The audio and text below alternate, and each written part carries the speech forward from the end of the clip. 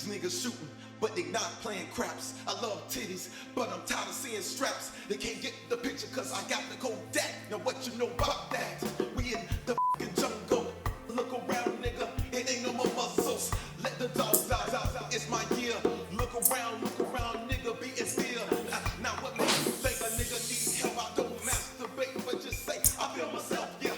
Nigga, do me a favor, my CD, you find it. Don't open my shit, dog, if you're close-minded. You gon' be reminding me that I tell you, it is nice to get away from editing to shoot an episode. You said it, brother. That's preparation, nigga, new soul, new sensation, sensation. Darkness has covered my life And changed my day into night. Where is the love to be found? Hey man, y'all gonna shoot the episode of what? Cut 2, theme song.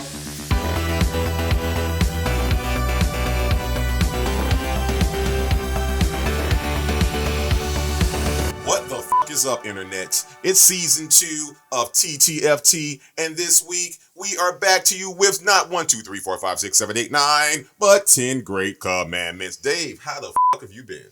I've been pretty excellent. A little bit behind on the editing. Sorry about that. You don't have to apologize. I'm still sorry. I'm not apologizing. I'm just sorry. But so excited about this episode and the news that we got this week. Yeah, I guess they'll be finding out about that a little later. But before we get started, guys, number 1, do not forget to subscribe. That's number 1. Number 2, don't forget to check out that awesomely made website by him, the reason why he's behind on editing, at ttft.live. Also, do not forget the good old folks over at Anchor are listening right now. If you ever want to just hold us down verbally or just listen, hey, that's your long form of the format. And for everyone else, do not forget that if you want to help us out, all you got to do is hit that Patreon link that's also on the beautiful website that he has done. Now, guys, this week we are bringing to you the 10. Dave, why did you choose this one? Because I loved Wet Hot American Summer. David Wain and that whole team made Wet Hot American Summer, and the 10 was kind of the next thing that I heard of that they came out with, and it did not let me down as far as bringing the comedy, the absurdity and the comedy that I found in Wet Hot American Summer was all over the 10, if not more so. Amazing. Well, guys, we're going to jump all into that. But before we go ahead and get started, number 1, and before we kick it over to our good friend Tarantino for the elevator pitch, guys, don't forget, we got a really great sponsor. Tell them about it, Dirk. Thank you very much to Aimbot for sponsoring this episode and so many other episodes. Aimbot serves up all natural shots in a variety of flavors. They are locally owned right here in our hometown of Jacksonville, Florida. Duval. Their unique brain hacking formula uses a special mix of all natural ingredients that keep you awake and energized, improves your focus and ability to multitask, strengthens your critical thinking skills and memory, turns on the happy brain chemical in your brain by increasing your body's production of serotonin, and improves mental and athletic performance. How about some scientific facts? Really tasty flavors, 100%. You can get it in blue raspberry, fruit punch, grape, apple, or straw kiwi.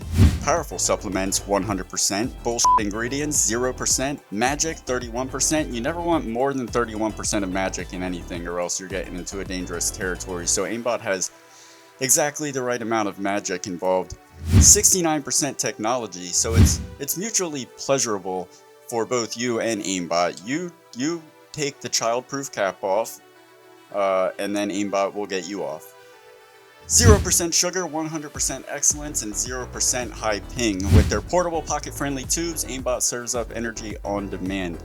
Use our promo code TTFT. You can get a variety pack. That's 4 for just $10, which is normally $12. Or go big with their 40 pack for just $85, normally $100. You can get that at aimbotenergy.com/discount/TTFT. Save 15%. You'll be supporting a locally owned business. It's a huge support to our show, and you'll be on your way to being the best version of yourself. Aimbot Energy. You need some aimbot. I can't yawn. aimbotenergy.com/discount/DTFT.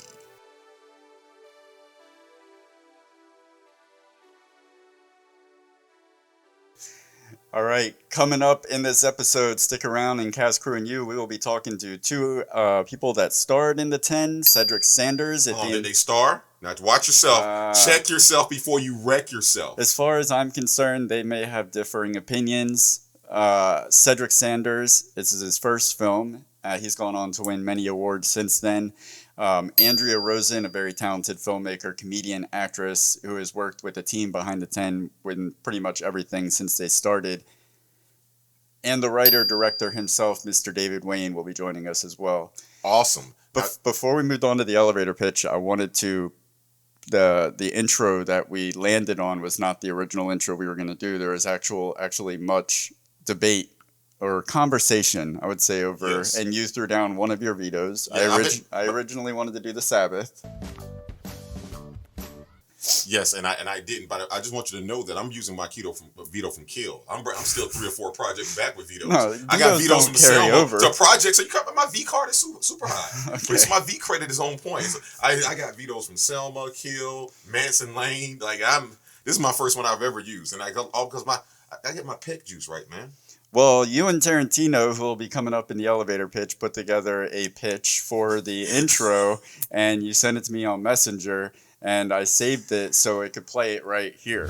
Hey, man, I was reading the Bible the other day, man, you know what I'm saying? And it say, thou shalt not have no other gods before me, man. What you think about that, man? That's because you a weak weenie.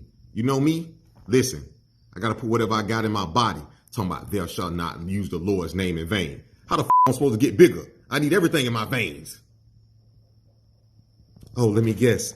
Little David, you thinks thou shalt not murder. When Angela got done watching that, as she was watching it, she goes, "What the hell are they doing?" What the hell is that? I was like, they're pitching an intro for the 10. And her response was, "What the hell does that have to do with the movie?" They're wiener dogs. I get it. With faces on them. But I said it. But there might be too much to be Wiener? lost in translation. Well, I just want to say one thing from that great pitch you did from our sponsor. I took two words from that pitch. Mutually pleasurable. I like that now. I want some mutually pleasurable people in my life. I did appreciate the effort in drawing faces. Thank you. That was with a hot Sharpie. dogs. A Sharpie on a Softie. Hey! This is our 10th episode. June 3rd will be our finale with The Goonies. When we return in July for season 3, there will be some changes to look forward to. For instance, the main thing you'll notice is that our content, all of it will be uncensored. We'll also be shifting to a 1 episode per month format while still providing new content every month. So it'll go like new episode first Thursday of the month, full-length interviews second Thursday of the month. A bonus episode along with the fuck-ups will be on the 3rd Thursday of every month. All the segments will post on the 4th Thursday, and for those months that have 5 Thursdays, and then we're going to reserve that day for something special, whatever we decide it to be. So basically it's TGITT on TTFT. Thank God it's Thursday for TTFT. Yeah, I think. Sure. I know. Okay. Great. All right, guys, just like we told you, we got a special gift for you. I know last week you guys got all bent out of shape because you thought the real Tarantino was coming on, but I promise you this week, guys, listen, we did have to pull some strings, and we're able to get Tarantino Joe's back again. T, roll that beautiful bean footage and take it away. How y'all doing today? This your boy Tarantino Jones, and we back with another episode of TTFT, The 10. The 10 is about the 10 commandments. They break down each story. So let's get right into it. Thou shalt not have any other gods before me. Okay? Stephen Montgomery, basically in this particular part of the film, he jumped out of an airplane. Excuse me. Planted himself in the ground. You would think that all hope is over for him, but he ended up turning that into fame. 2 feet firm in the ground. You know, they was worshiping him as a god. Again, I don't even know how the hell he became a god, just because you stuck in the ground and you got a lot of magazines coming to visit you and doing stories on you. You can't spend the money, then you get married and you can't your wife. What are we doing here? Does your character ever get it on with Carol? Look, I don't want to give too much away here, but I will say this. Probably not, for obvious reasons. It didn't work out for him. So, thou shalt not use the Lord's name in vain. About a young lady who actually played in a series that I like, goes overseas. She sees a guy with long hair, dressed in all white, which is, in perception, his name is Jesus, but his name was Jesus. She let Jesus put that thing all over her. You hear me? even though she knew she had somebody back home. Hey, Jesus, what were you doing? That's what you doing with the women now? Yeah. Vagina. The lady goes back home. She's with her family years later and end up, running into Jesus, or Jesus, should I say. Oh, Jesus. Whoa. Who the hell is this Jesus guy? Thou shalt not murder. The doctor basically left a pair of scissors inside of a patient as a goof. What the hell were you doing as a goof? Relax. As a goof. I did it as a goof. And the doctor ended up going to jail. Honor thy mother and father. The situation with the white parents. And when the kids were born, they were twins, and they were black twins. And of course, the father still said he was going to love them to the day he died, and which he did. The kids wanted to find out who their dad was, so they asked their mom to be honest with them. And she told them the dad name was Arnold Schwarzenegger. First of all, I just like to say you kids are dumb as hell. Who the hell gonna look at that dude even though you talking about Arnold Schwarzenegger, talking about that's my dad? And then was sad because you really found out it wasn't, it was Arsenio Hall. I made a little boo-boo. Hell, man, get the hell out of here. You already knew you was black and Arsenio Hall black. What the hell you gonna do Arnold Schwarzenegger? He ain't, get out of here with that shit. Psych! Thou shalt not cover thy neighbor's things with the CAT scan machine. One neighbor sees one thing, and the next neighbor feel like they gotta go and do it better or get more than them. We're gonna get a CAT scan machine. I really enjoyed how the actor kept slapping the hell out of his son. Daddy loves his little boy. That was funny to me because I think there's not enough discipline like that around to where these kids are around here running rampant doing whatever they want to do and there's no discipline. So slap the hell out of that kid. Daddy loves his little boy. Daddy loves his little boy. I love you too, Daddy. And smack, thou shalt not cover thou neighbor's wife. It took my buddies to help me understand this one because I didn't get it the whole time. The doctor in the early one with thou shalt not commit murder, he ends up in a cell with a cellmate, Big Buster. Again, you're getting ass raped, man, when you go there and then you're in there with Big Buster. He's going to do it to you every time. Who smacked, by the way, smacks the shit out of him at least 3 to 4 times. The doctor was with Big Buster, but he wanted to be with another person in jail, another inmate, and that inmate expressed pleasure of wanting to be with him too. Sometimes I wonder what it would be like if I were the one who harassed raping you every night. So he went to Big Buster and told Big Buster, hey, Buster, we need to talk. I feel like this is where my heart is, this is what I want to do, this is who I want to be with. And Big Buster, I guess, felt the Bible and said he shouldn't cover another neighbor's wife. Whatever, man. Thou shalt not steal. The puppet scenes, there was an actor in there who was about the puppets. She's looking at the puppet and he's looking down, and of course he can't move because he's a puppet, but she's just that delirious that she's like, oh, you're just being coy. And the lady was f***ing the shit out of the puppet. It was awesome. Her new husband is right next door, so he actually hear her in there wilding out with that puppet. He couldn't do nothing about it, and he again came in there and put hands on that motherfucking puppet, beat the hell out that puppet. Thou shalt not bear false witness against thy neighbor. You need a lion rhino. They were, doing the Lion Rhino, and they, went into the story of who he was, and the Lion Rhino ended up being an animation. He gained a lot of friends and a lot of popularity through lies.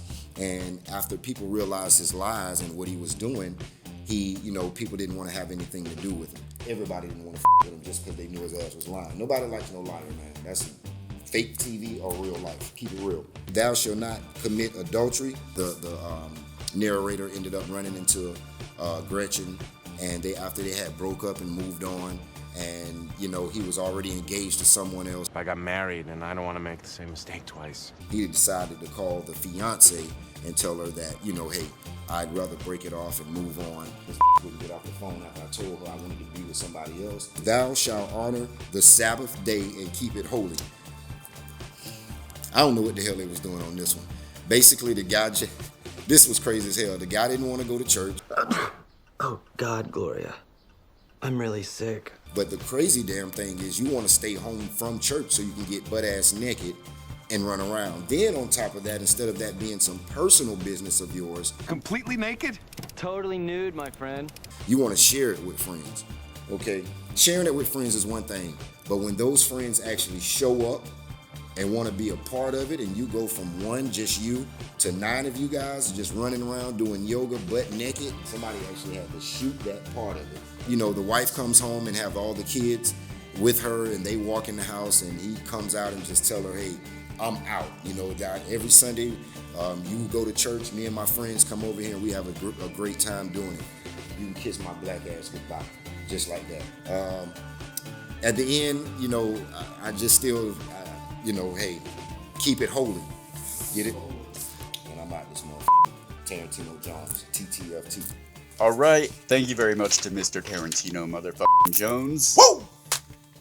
It is time for We Do Our Research. Here is almost just about everything you need to know about The 10. It was released in the US on August 5th, 2007. This was just 4 days after writer-director David Wain turned 38. Other films that were out around this time, it definitely had its competition across the spectrum as far as comedies go. Pineapple Express, Tropic Thunder, The House Bunny, and the very hilarious Philip Gardner cinematic classic Angels, Demons, and Freemasons, The True Conspiracy. The 10 was co-written and directed by David Wain. He also gave us such classics as The State and Stella, Wet Hot American Summer, which my predecessor and co-writer and co-friend and co-worker told you about earlier. He actually directed portions of Dennis Leary's Merry F***ing Christmas special. Another favorite film of mine, Role Models, Wainy Days. You see what he did there with Wainy Days? I mean, if you're a fan of Wain and you haven't seen this series, hey, do yourself a favor. Find it, watch it, do it, friendo. It's kind of like his version of Curb Your Enthusiasm. Well, we all need a little bit more Larry David in our life. Wanderlust, and never forget. Hey, don't forget about They Came Together.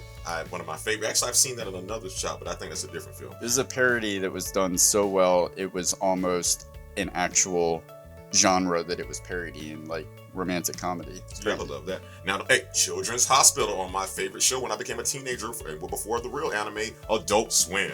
Dave, you want to take the last one? He recently did the comedy biopic about National Lampoon's media empire, A Futile and Stupid Gesture, which was released on Netflix. And this is most certainly not Wain's first collaboration with co-writer Ken Marino. They also came together to write The State, Role Models, Wainy Days, Wanderlust, and Children's Hospital. Ken Marino also appears in all these projects as well as most of Wain's work. He is, of course, Dr. Glenn, as a goof, Richie, in The 10. The variety of fantastic music in this film was composed by Craig Worden, who has worked with David Wain dating back to, if I'm not mistaken, 1992 on a short film called Aisle 6. He also worked on The State, as well as the most recent A Futile and Stupid Gesture. And we're not calling it Futile and Stupid, that's just the name of it, guys. Look it up, Google something. And pretty much everything else in between they pretty much, collaborated with. He also typically appealed... All right, here we go. I see what's going on here. He also typically appears in the films as some kind of musician. Yes. Yes, there it is. Stumbling towards home. The budget and income for The 10, according to IMDb, the budget was an estimated $5,250,000. It made just over $121,000 on a limited release during its opening weekend, with the present total worldwide gross of around $785,530. Not a total loss, at least for the filmmakers, I would say. The film was sold to Think Film and City Lights Pictures at Sundance Film Festival for $4.5 million. The film is The 10. I'll look for it at the Sundance Film Festival. I'm Cameron Bailey. Better be glad Tommy Lee Jones wasn't on set in his attorneys. He would have came back. $15 million worth. It runs at 1 hour and 36 minutes, and it was filmed in New York City and Mexico in July of 2006. So it was almost a year between wrapping and releasing. Because they're not like a big studio that had it, the theater plan mapped out and ready to go for it. They had to actually take it like an independent filmmaker and sell it. Yeah. Even with all those names. Yeah. Wild. All right. Let's get into, oh Lord, my Lord, connections. Hello, darkness, my old friend. What's going on, guys? It is now time for Connections. I'm your pusher. With that being said, guys, it's time to go ahead and connect this film, and weird ways, good ways, bad ways, 7 degrees of separation, Kevin Bacon style. You know what I'm doing here. Let's get started. Now, first thing I noticed about this film, not necessarily a connection other than they played off the theme of the music a little bit. Like when it was, to me, one of the underlying tones of this film is that I really think that they're mocking a lot of things and just some of the making jokes of a lot of things. So when the film first comes on with the commandments being shown and how they're being shown, and the music, I couldn't help but think of Star Wars. It made me think of it every single time, like, because what they're saying is, here's this great story we're about to tell you guys about. We can tell great stories too. Even Paul Rudd says that in the beginning. He's like, 10 commandments, 10 stories. Like, depending on how you play that, it can be they're playing with it. Yeah. You agree with that? Yeah. Okay. All right, awesome, man. All right, got you here. Okay. I'm gonna go and just throw this one out there. I think if not in every movie, I've somehow had some Marvel connection here. So you want to do it this time? Just off the top of my head, how it connects to Marvel? Off the top of your head, after you glance down at my notebook right now. If you replay I don't want to glance down at your notebook because you're always accusing me. So I'll just say Ant-Man has something to do with Ant-Man. Correct. And does Famke Johnson come up in there? Come on. What is? Come on. I don't know. I don't know. Come on, David. Is X-Men? Marvel? Come on, David. Bring me home. This is it. It's happening. Say it. Who was she? Jean Grey, man. Jean Grey. I would have never guessed that. And then she became the Phoenix. So yes, we had Jean Grey and Ant-Man on the screen at the same time before they even knew it. Yeah. Boom, Okay. Boom, boom, Yeah. boom. Yeah. All right. I got you. Okay, this is a connection to the first time I think I've ever done. This is a connection between the movie and the actual show. You love this movie so much, and I mean, I don't think you put it up there with other movies that you love, but it's still up near the top. But then we did a movie, our inaugural season, episode 1. You did this little out of like some bougie film critic, you're your tea and crumpets, if you would. And I love the British guys. I'm just letting you know this is how he was mocking you guys here. It's like that thing from Seinfeld. It's like, I think he converted to Judaism just for the jokes. So when you season 1, when you were talking about Black Panther, you were like vibranium, these nice cities, blah blah. This one of these things aren't war rhinos. One of these things aren't like the other. But you praise this lion rhino in this film here. So you do like rhinos. You just like them the way you want them, and you want them animated. So they have these crazy aircrafts. They have vibranium-powered floating trains, all this advanced technology, and war rhinos. Yeah. One of these things are not like the others. God! Because I've got notes that were written days ago that will back me up when I say that I do not praise the lying rhino. Man, you gave listen. It says you gave the war rhino a hard time, man. So let me get this straight: the rhino that was against white supremacy, but the rhino that's out here trying to sell lies. Which one you want to be with, man? I agree. I say that they're both ridiculous. No. I don't care how they stop supremacy. I would not ridiculous. I would say that the lying rhino fits into the 10 as much as the war rhinos fit into the Black Panther universe. I want you to go to Wakanda and take this rhino line with you, and you see what the happens. I'm not advocating for the lying rhino. When we get to room for improvement, you will see in my notes that the lying rhino is the weak part of the movie, as far as I'm concerned. And I think the war rhinos were the weak part of Black Panther. Can you get that? Because you're reaching. Messing with you, man. It's cool, man. All right. And with that being said, also another Rudd connection there is the shirt he has on. It's from 40-Year-Old Virgin. So he's just been rocking. He keeps that shirt for every movie he does now, man. That's the connection to the 40-Year-Old Virgin, Paul Rudd, man. That one shirt. I'm gonna have to search for that screenshot, and I'm gonna be really upset with you. I was wrong last week. Look, DJ Qualls or Quilly, whatever the man. I was wrong. All right. There you feel good now. Is your pecs pumped up with juice? Yeah. Oh my gosh, that's a Tyrone in Florida, man. I wanted to connect it to last week tonight because when it opened up, Paul Rudd is sitting in a void.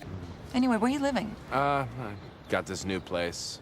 It's an empty black void with the stone tablets. And since the pandemic, John Oliver has been stuck in a blank white void as well, so I'm wondering if he's neighbors with Paul Rudd or Jeff Riegert as he is in the 10. And then when I was doing the facts, I saw this show called Decalogue that was in 1989, 1990, had the same exact premise as the 10 as far as taking a different commandment dictated the story for each episode, and then the characters would kind of show up in other episodes from previous episodes. David, I want to ask you, there is an existing film by the great Polish director Krzysztof Kieslowski, Yes. The Decalogue. Is this also a kind of a serious meditation on spirituality, would you say? This movie is quite similar to the Decalogue, except for that it's much shorter and really stupid. And then there are a few Wayniverse connections for fans of David Wain. Will have noticed Matthew. I knew I was going to do that because Mather doesn't make You sense. did write it though, right? Yeah, but Mather is what it is. It's and Mather. it just Mather. Just put a little thing between Mather.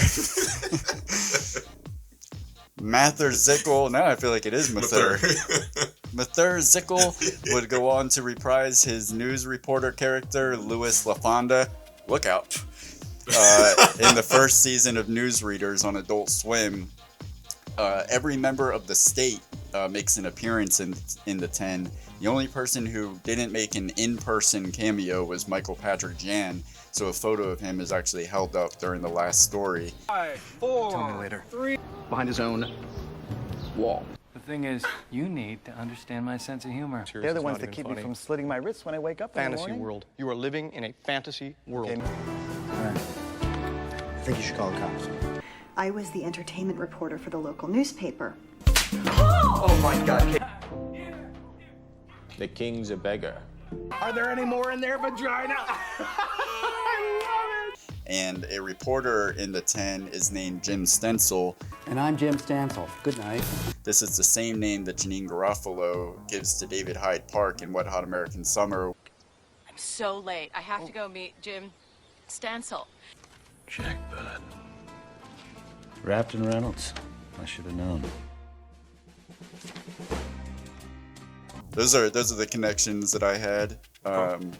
Hear me out. All right, you want to go first? You want me to go first? Because I'm out of respect for you. I now ask you because ever since you me up with the one from like 3 episodes ago, you went so deep. It was in Death to Smooch. You went so deep in Death to Smooch. I'm like, yeah. I'm not. Yeah, I put a lot of thought into that one. This one was pretty easy. It was on the surface. So, what's yours? You go ahead. Okay. Go ahead. I'll wrap it up. All right. Okay. That's what she says. Guys, if you're a condom company, we will sponsor you. Sponsor us. We don't care. We're where the rubber meets the road. You go ahead. I'll wrap it up. Hear me out. This whole thing. This is like the rules of Rudd. This whole thing is about Paul Rudd. And I know you're saying, well, Tarn, you're not telling me something that he's there throughout the whole movie. No, not the character. I'm talking about the human being.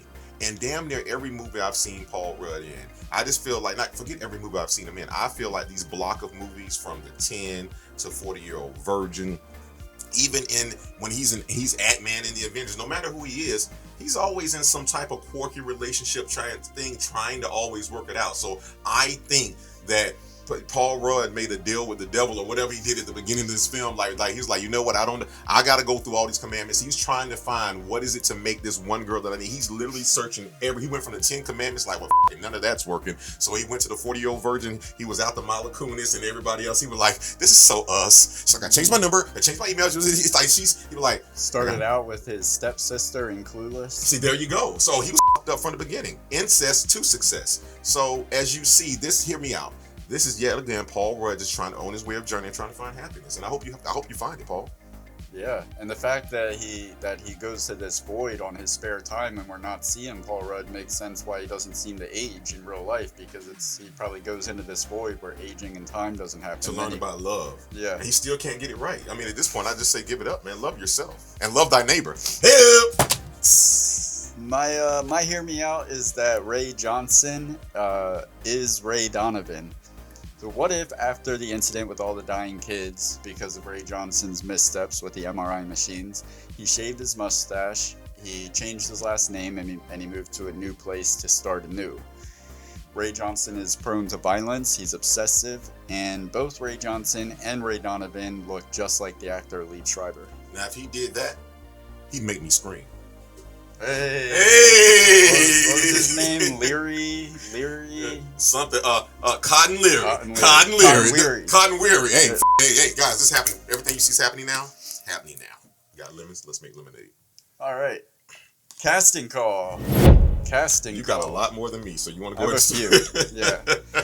So I did. That's weird as right there when you say that's weird as I did Paul Rudd as Jeff Riegert. I think Tom Cruise could have done that pretty well. Okay. Eat your heart out, bastard. Matthew Broderick. Yeah, he could have done it. He's got that innocent boy next door thing going on. I will say that everybody, even though we're doing this, I think everybody that was in the movie. Oh yeah, played their part. Yeah. Definitely. Winona Ryder as Kelly LaFonda. I think Drew Barrymore could have pulled off those extreme emotional moments that Winona Ryder did. I had Haley from Modern Family. Yeah. Because the older Haley from Modern Family, because she can be cruel, she can be this, she can be lighthearted, she can also be a like the older version of her, not the younger when they first started. But yeah, I think she could have did it. Yeah, I could see that. Okay. I would. Yeah, I'll shut up because I'm Thank not you. sure what Right. her age is. No, she's old. Okay, I wouldn't mind seeing her. No, I'm still gonna shut up because I There you started go. watching her when she was a kid. You know what you're getting into when you married her. Ken Marino as Dr. Richie. I got Dan Aykroyd vibes from that character. I think Dan Aykroyd could have done that. Oh yeah, I would have loved to see him do that. No, as a goof. No, dude. Even Cranston would have killed that again. We just love Cranston, but he would have killed it because he would have went back to Malcolm in the Middle. Yeah, Bryan Cranston and Christian Bale. I challenge you to find a role that they wouldn't have done well. Oh my gosh. Liev Schreiber as Ray Johnson. I think Kevin Spacey could have played the suburban, jealous neighbor. Anytime. And Oliver Platt as Mark Jacobson as Arnold Schwarzenegger and Eddie Murphy. I think Sylvester Stallone. I don't know that he could have done it. I just think it would have been humorous to watch. Or if they would have got Arnold himself to play Mark Jacobson, and they didn't believe, like, you look nothing like Arnold Schwarzenegger. How are you even doing this? And it's actually him. I would have loved to let Sylvester do it because then that would have been the reverse True Lies syndrome.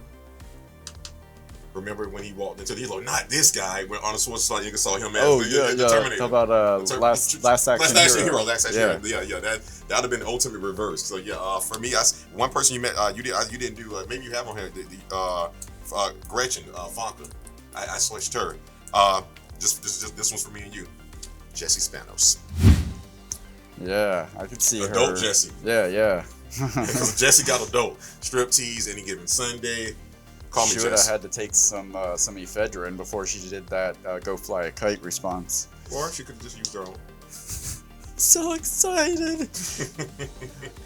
Real life casting calls that were almost made, or actually this one was made. Being such a fan of David Wain's work on Wet Hot American Summer, Winona Ryder actually signed on to the film without even reading the script. Really? Amanda Peet was initially attached to be in the film. H. John Benjamin, who was the voice of the Lying Rhino in the animation sequence, was supposed to be the human version of the character as well, but he didn't show up to set on the day that scene was shot, so the part was recast to Peter. I don't know how to say this last name. Saleh?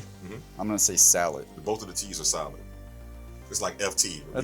Why put two T's if even one isn't going to be sounded out? If it's the English language, I stopped questioning it a long time ago. That's true.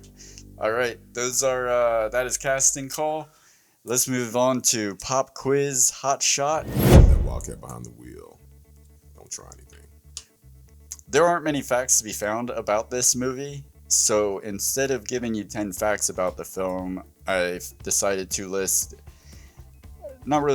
point out the most absurd moments that I think need to be appreciated even more. And this movie is full of absurd moments, so here's 10 of them. A really good 10 that stood out to me. Number 10, take 2. When David, another name, D-I-A-A-N. David's dying. Dying? David's dying. I think they're trying to talk to you. What the hell is going on?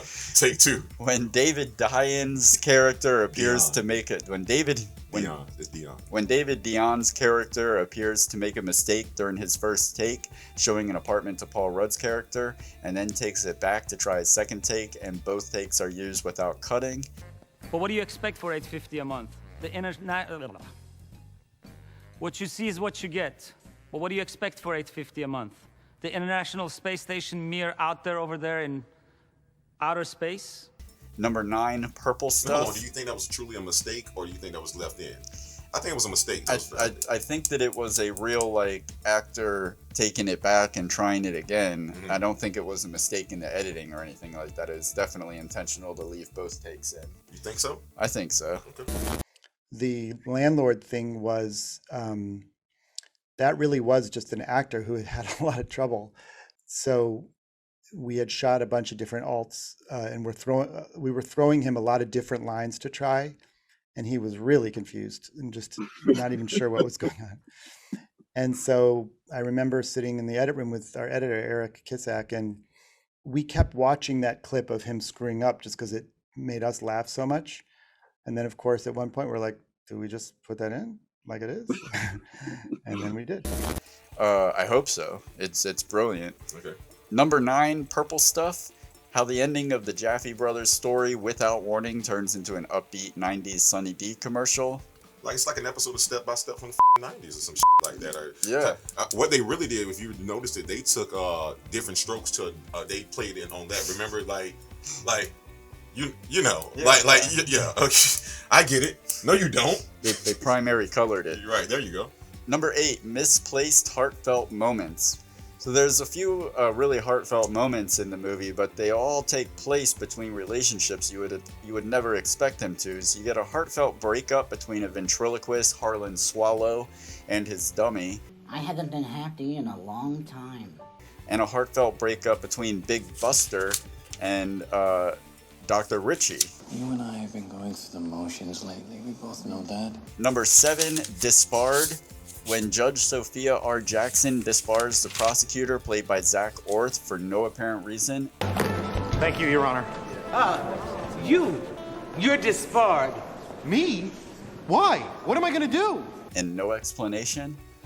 Number 6, Fighting a Puppet. Mather Zickel fights a puppet. Number 5, a puppet. Winona Ryder a puppet. Number 4, The Best Worst Acting. Winona Ryder's many amazing emotional outbursts that just go above and beyond, over the top. Guess she won't be making the wall. I will smack you in the face. I mean, it was great. It was just terrible on purpose. Number 3, I mean, actually, because you see her in Stranger Things, she's pretty much always at that level. 11. Number 3, Praying? Jason Sudeikis' character, Tony Contiella, being on his knees in the Lord's name in vain story for no reason at all. Hey, how's it going? Oh. No explanation. Yep. And he also shows up in his knees the first scene in the hospital. And he gets up off his knees when they cut him. He's on his knees. He gets. Hey, I know what I'm doing here. Yeah, I'm gonna have to go back and appreciate that. Yes. Number 2, the character names. Here are some character names from the 10. Usually this is where movies drop the ball. They just phone it in when it comes time to put names on their characters, but not these guys. You get Sheila Contiella. There's Marty McBride, not McFly. Clovis Handelman. Michael Showalter plays Police Lieutenant Flarn Blurn. A prison guard by the name of Carlos Lopez Gonzalez Banderas. Luffy Levinsky, Barry Noodle, Greg Splenda, I'm Breen Benson. So I'm Harlan Swallow. And of course, Jesus H. Christ. Harlan Swallow was my favorite though. And number 1, the ending. The 10 out of nowhere ends as if you have been watching a school musical production the entire time, and then it goes into music in the credits that practically describe either parts of the film or something that's happening at that moment in the credits when the song is playing to like ultra specific detail. I just want to change one thing about that thing. You wrote everything's factually correct except for 3 words when you say out of nowhere. Anytime we like to reference a movie ending out of nowhere, I think No Country for Old Men should be what we're talking about. All right, really quick before we move on, guys. If you guys didn't notice here, we got on some pretty decent, funky looking wardrobe here. We got the commandments on the chest. Dave, tell them what 10 is a hell of a number. Tell them, pump your chest and pecs and tell them what you got, what's going on with you. Why'd you choose that commandment and tell us about it? So I chose. We decided to put on our shirts, though, or at least we did. So I did the commandment that I'm most guilty of, which is putting other gods before. You should put no gods before me, and I put no gods before God. I don't put there are cowboy. no gods at all. I put no gods before God. I definitely put no God before God because I'm an atheist. And if I was to put a actual God before the hypothetical God that is written in these commandments, it would be Jesus. All hail. Well, that's what they won't be looking at it now because when you said that, they're definitely like, he's fine. He's fine. Well, the reason why I chose my commandment is the hypocrisy. Oh, I'm gonna let you finish. Okay. I see what you just did there. Let him finish, which is also erotic in some type of way. So many lines that are erotic in this film.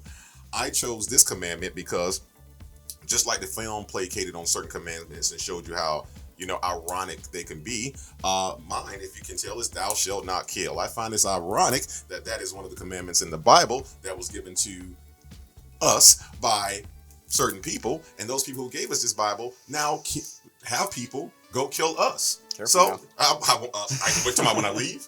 I just wanted to be the white guy so hold on now. You're gonna upset people. Hey, well, I mean, listen, we're riding the needle now. All right, so with that being said, hey, listen, thou shalt not kill. At least listen to your own man. All right, so now that we pissed off all the white people and the Christians, let's move on to... Oh, let's bring them on back. Chick-fil-A's open, guys. Oh, oh yeah, that's right. It's not Sunday. Anchor, you're getting it all tonight. How about 7 minutes in heaven? Let's do it. All right. You know what we do here. We like to tell you about our favorite scenes from the film. We want to let you know what makes us feel like that kid in a closet film, feeling when you were younger. And that means if you were playing the game or in the world we live in now. Maybe you haven't come out yet. Well, guys, I want you to come out, check out this show, and tell us what were your favorite scenes from the film, because we're about to tell you ours. Durden, go up. You're first. My number 3 is I love this movie because it made this segment very easy because the scenes are so clearly defined, and I didn't really go by like the scenes. I did the story, like with which commandments were my favorite. My number 3 was don't take the Lord's name in vain, because you have the character of Jesus H. Christ played by or Justin Thoreau. The dude with, and I love the fact that he's credited it as Jesus H. Christ. I think that's good. Nice touch. The dude with one leg that is hopping along with Gretchen Mol in her wagon. Angela pointed this out to me when we watched it recently. If you notice, like, Jesus is whittling that dude a leg, and then when the guy is wearing the leg, when he takes Gretchen Mol away from the town, dude's still hopping, even with the leg on. I'll request elaboration. Okay. I want to add just one thing to that there. Notice now, go back and check this out and fact check me on this one. If I thought I was right last week, I know that I'm right. This is the part about him when he first meets her, when she first gets there, and we'll talk about what she's doing later because that might be one of your scenes. When he first sees her behind her, like you say, he's whittling the guy's leg.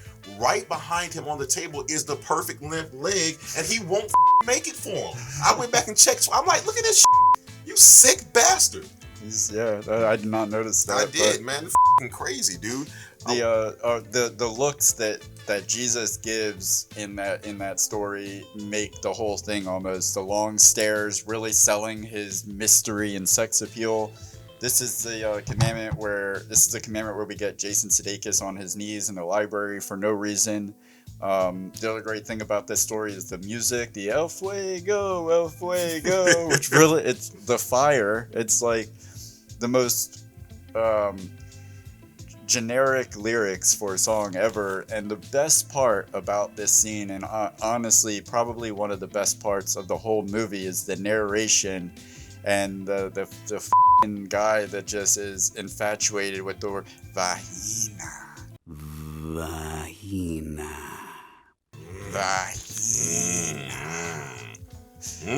One of my favorite parts is when Paul Rudd comes out in front of the 10 Commandment tablets, and if you look there, he starts to go into a story about Gretchen. He's like, you know what? Never mind. You didn't come here for this. You don't want to hear my shit.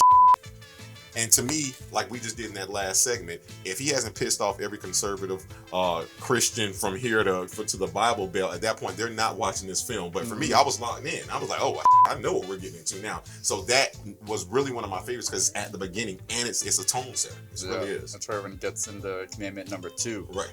The deuce. Poop. Speaking of number 2, the deuce, poop. My number 2 is no other gods before me. the story of Stephen Montgomery. 30 seconds into the movie, and you have Adam Brody jumping from a plane, to which the instructor holds up the parachute to let us know that he's leaped from the plane enthusiastically without a parachute. And you get the sleazy reporter LaFonda. The way he spits before any take, before the cameraman yells action, he's always got to spit before his first line. I thought that was hilarious. He's like, God, you smell good. Is that coffee breath? Okay, 5, 4, Tell me later. 3, 2. Thanks, Jim. and then in the studio, he's like, Lift me up into the heavens. you lift me up beyond the sky. Look out. 4, 3. Then you have Ron Silver as the agent.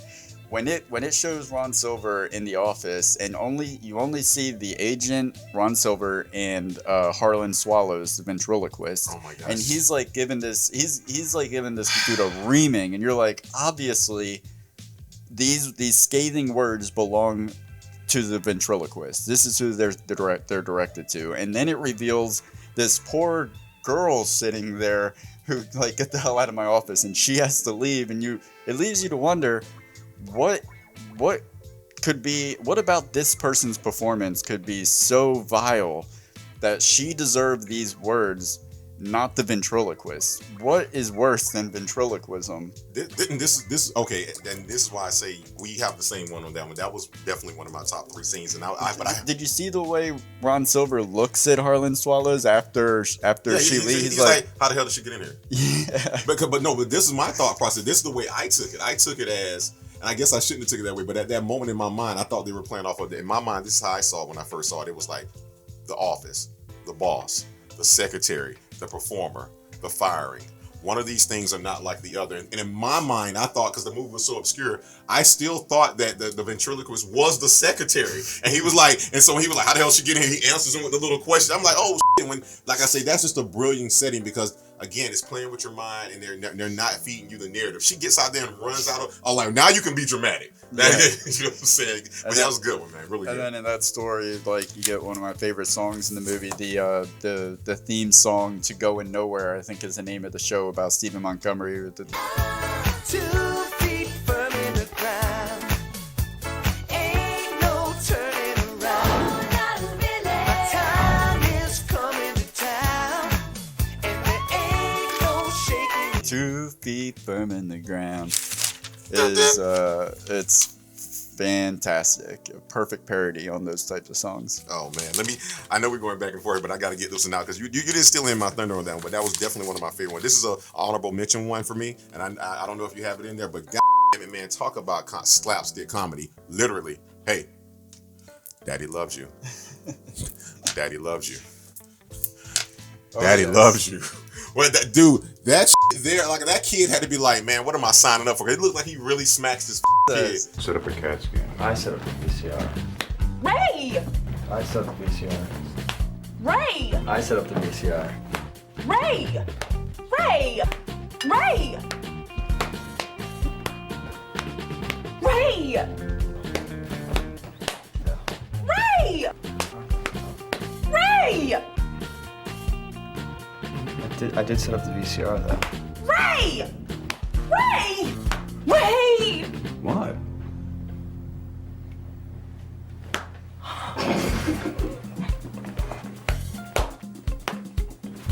Ray! Ray! Ray! Ray! Ray! Ray! Ray! Ray! Ray! Ray!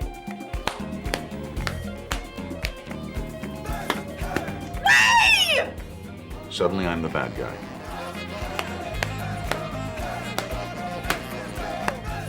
Ray! Ray!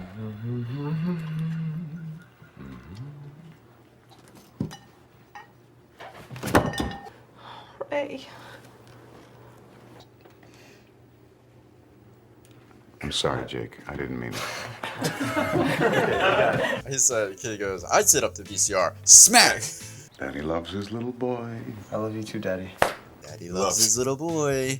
And then he's like, I did set it up though. Smack! Then when it cuts to Joe Latruglio, the neighbor, and he just like, the beat on that is so quick when I don't know what his son did exactly, but Joe Latruglio slaps the shit out of his kids like, I'm sorry. They don't get down like that over there. Go ahead, sir. That's my number one scene. Man, I didn't mean to say. Okay, The covet the neighbor's goods with Liev Schreiber and Joe Latruglio. The slapping is amazing. When Ray is on the phone ordering another MRI machine and his wife comes running in, she's like, "This is insane! Stop it!" You're like, I'm sorry, honey. I didn't see you there. the scene could have won my number one just alone for Liev Schreiber's mustache. You have that moment when they're in the doorway, the McDonald's, Burger King. Woundies. I love it. Little changes to the names of the most famous fast food chains. It's such a trivial thing that is what ends up being the catalyst for them like finding common ground and becoming friends. Because he's like, I like that. I love it, Ray. I really do love it, Ray. I really do love it. And then from that point on, they're friends over something so stupid. This sequence has my favorite score of the whole film out of all the great music in the movie. There's this funny moment when Janine Garofalo is screaming with Zach Orth in the nuclear, when everything's going crazy. And then that was almost an extension to a scene with them screaming in Wet Hot American Summer. And of course, the intro we did, one of the greatest moments in the 10. You did. That was all you, man. Come on, man. The jukebox moment, the way Latruglio dances over, the way they both quietly sway in silence awkwardly until Joe finally begins the first lines of dialogue. Liev Schreiber with his, let's give him something to talk about.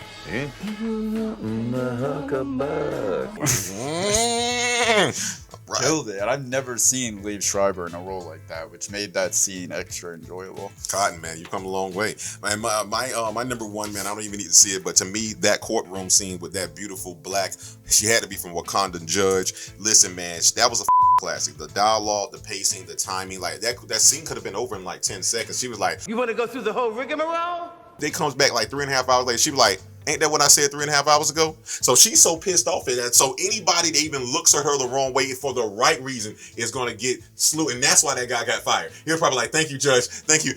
And she was like, and you're disbarred. Is that how the judicial system works? Let's get on to a bigger boat. All right, guys. Durden, for our viewers who still haven't subscribed yet and don't know, tell us what we're going to need a bigger boat means and what are we doing here? You're going to need a bigger boat is our favorite lines in the movie we are discussing. The title is, of course, one of the best lines, which you told me was improvised in a classic shark film, Sharknado. No, Jaws. That's right. I knew it. Okay. He did it on I still purpose. need to watch that. Don't listen to him, kids. He wrote the ride at Universal Studios 34 times. Don't listen to him. So you're gonna need a bigger boat is typically our top 5, but I got 8 because this movie had nothing but like I mean, every line was amazing. My number 8 is Oliver Jennings. He says this is in the last story. Sure, I blew a few sailors in the 80s. But that was the 80s. I mean, I still can't for the life of me figure out how to solve that Rubik's Cube. Well, I'm just going to say this. You said it earlier, but it's just a one-word verb, an action verb. Vagina. Vagina, which is also correlates to the real line from earlier, which I knew they were going to go wild when the guy says, I want to do your tits. Yeah. And she be like, no. It's like, chicken in Spanish. Yeah, I think he asked his wife. He did. That's what I'm saying. Yes. That's actually my number 2 line in the movie is the vagina. When he really sells it on the last one, he goes, Soy el hombre vagina. The rapture can happen whenever, but I only have so much more time with you. And when he looks at this motherfucker, and then after that, he was like, we only have so many weeks to be together. He was like, Prepárate para la segunda venida. That shit there blew my time for your second coming. I mean, if people don't know what the connection there is, second coming of Christ. No, he wants her to come, and he is Christ, Jesus Christ. Yeah. Wow, we're going under it after this one. Yeah. It's not our fault. My number 7 is from Lieutenant Flarn Blurn. This is Michael Showalter, who is the lead and writer of Wet Hot American Summer as well. He says he's playing the cop, which is very necessary for the joke in this. He says, so you say the last time you saw this guy was at 11 p.m. I think you should call the cops. And then later on in that same scene, he's smoking outside. He hears the beating going on. He's like, We should probably call the cops. wait. So ridiculous. For me, it's when, again, you mentioned this earlier, but I think it bears back me. It's just one of those lines to where his wife comes home and she sees all these naked men. Dozens of men come over here and get naked. I see. And we never want to go to church again. Okay, what has he done prior to this? Like almost early in the movie, it's a line that stated where she's like, oh, she was a virgin till she's 35, and this is a different scene, but she did everything. She did something with an IT guy, everything. But so in the spirit of that, what could she have seen prior to this for her to utter? Like she come into a room full of all naked men, and the line literally, if you ever have a naked party again on a Sunday, You can kiss my black ass goodbye. like I mean, yeah, the kiss my black ass goodbye, fine. That was funny as shit, but is she mad that it's on a Sunday? Did she want a mustache ride on Friday or Saturday or something like that? Like, what else has she seen in this house to like? Oh, if you ever do that again, like, well, damn, is that a sliding scale for what's going on in this house? The way I took that as she's such a pushover that she wanted to keep the rules so ultra specific that she would never have to actually act on it. She gave him so much leeway to still do what he wants without breaking that very specific rule, so she wouldn't have to actually, because divorce is frowned upon. Easy boy. My number 6 is something that gets called back at the end during the song when stretchy, but ass. I got a trunk buddy! Dr. Richie, he goes, I'm kinda with Big Buster. He rapes me every night. Dwayne goes, right. Right, he ass rapes you, huh? Because it's like adding insult to injury. It's almost like he's saying it to say, oh, is that what he's doing? Like, I wouldn't ass rape you. I just, Yeah. Like, I don't want to go down that rabbit hole or that hole either. No.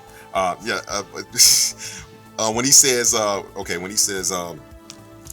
the spirit of that same scene, it's like, to me, when that guy, and like I say, that scene when they're sitting there, he's like, hey, can you spot me? He was like, I don't know if I can. He's like, man, what the hell? It's just a couple of guys working out. So he starts spotting them, and as he's spotting them, like a riot breaks out right next to them, and a guy gets stabbed. And so I guess when everybody gets like, they go on lockdown and everybody gets thrown away, but those two are still out there.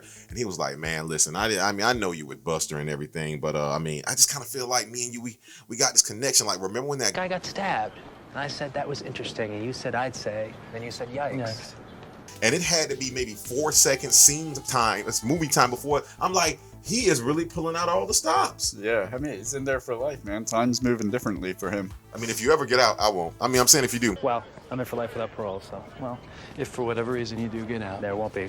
Yeah, well, I'm not. My number 5 is Jeff Paul Rudd. He goes, go fly a kite, Gretchen. Go fly a kite. It's not really the line there, but it's just amazing to me how you deliver a line can totally change the meaning of what the words are. Yeah. Now I'm gonna do my best attempt at this, but it's when the Jaffe brothers stand in front of the camera for their step-by-step moment and say, or it can be when you have a guy that's pretending to be a guy, played by a guy that looks nothing like that guy, that's a different race than what you actually are, pretending to be your dad just to show that he cares. That's the type of life I like. The best I can do with that one. I think you did very well. Let's see. Number 4. My number 4 is Ray, Liev Schreiber, when he goes McDonald's, Burger King, Woundies, and Paul Mardino or Joe Latruglio responds, I love it.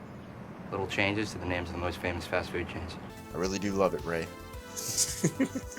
For me, I won't spill it all the way out, but to me, like I said, this was my last one. Again, it was back to the Joffrey brothers, and it was when their mom told them that she Arnold Schwarzenegger, but then she broke them down like they were children. She was like he's like, Mom, Arlen, the guy, Arlen who plays the other brother, Mom, what does that mean? And she was like, IFUCKEDARNOLD.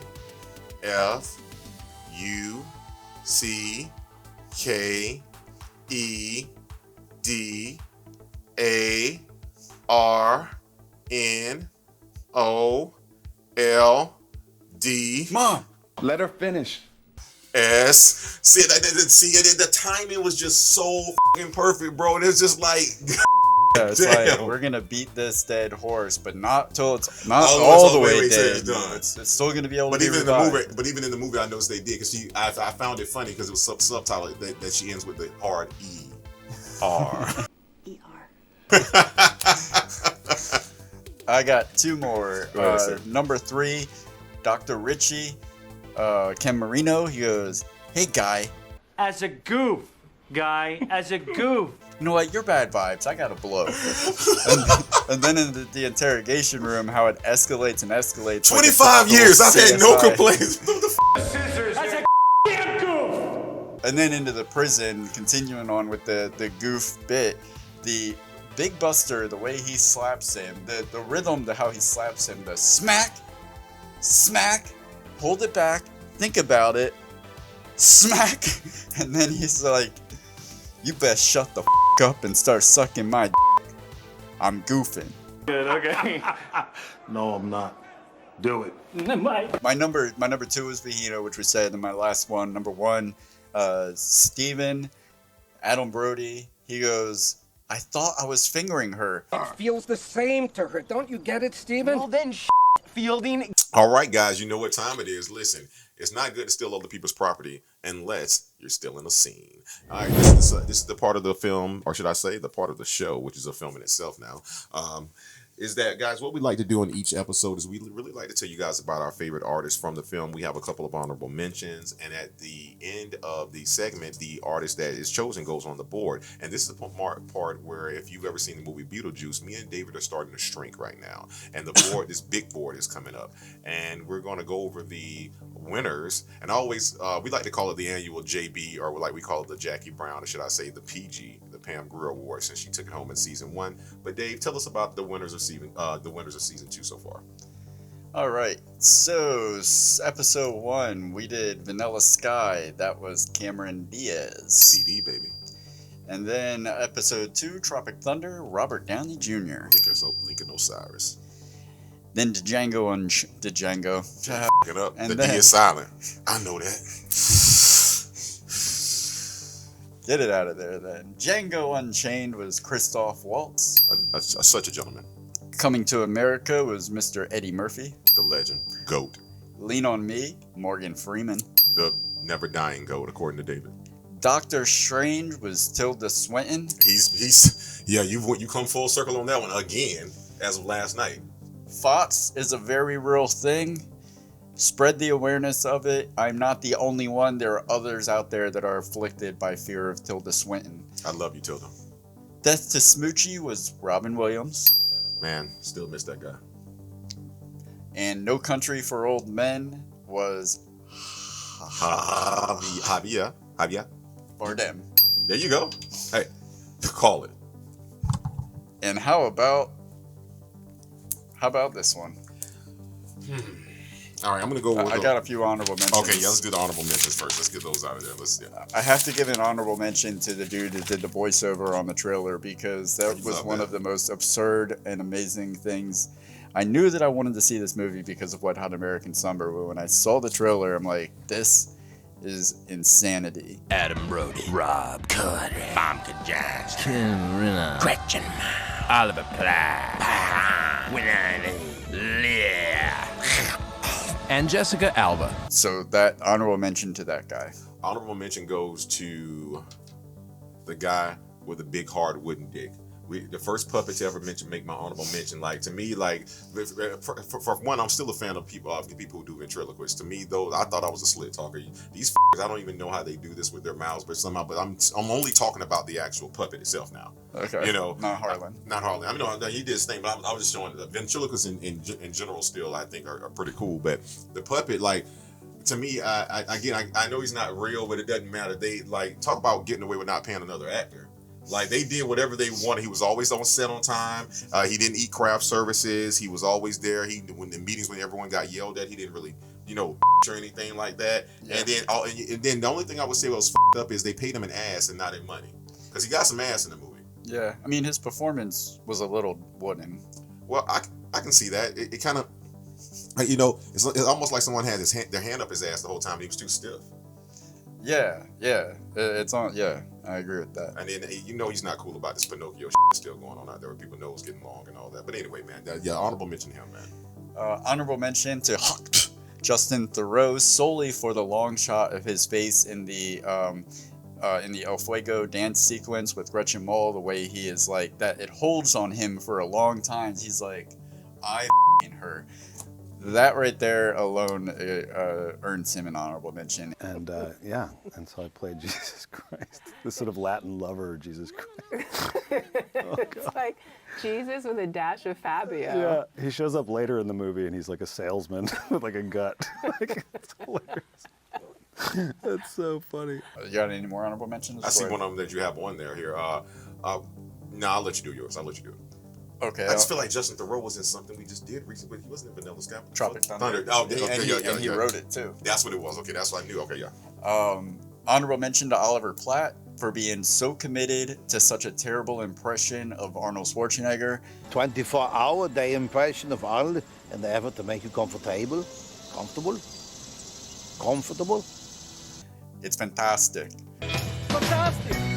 Honorable mention, dude. He says that. I don't. It's so terrible. But she's like, go in the kitchen. He was like, I'll be back. Winona Ryder gets an honorable mention for really embracing such over-the-top acting. And there's this one moment when they're standing after the ventriloquism show. She's standing out there with the news reporter LaFonda, and the way she looks at him with so much just animosity, and her whole face scowls up. It was such a funny moment, and she a puppet. So puppet. That's brave. Honorable mention to Cedric Sanders, knowing that this was his first role in a feature film. Mm-hmm. He killed it. He immediately got the energy of what the movie was going for, and the way he applied his dramatic acting skills to make a comedy even funnier was awesome. Yes. And who's your scene stealer? All right, no time for Liv Schreiber.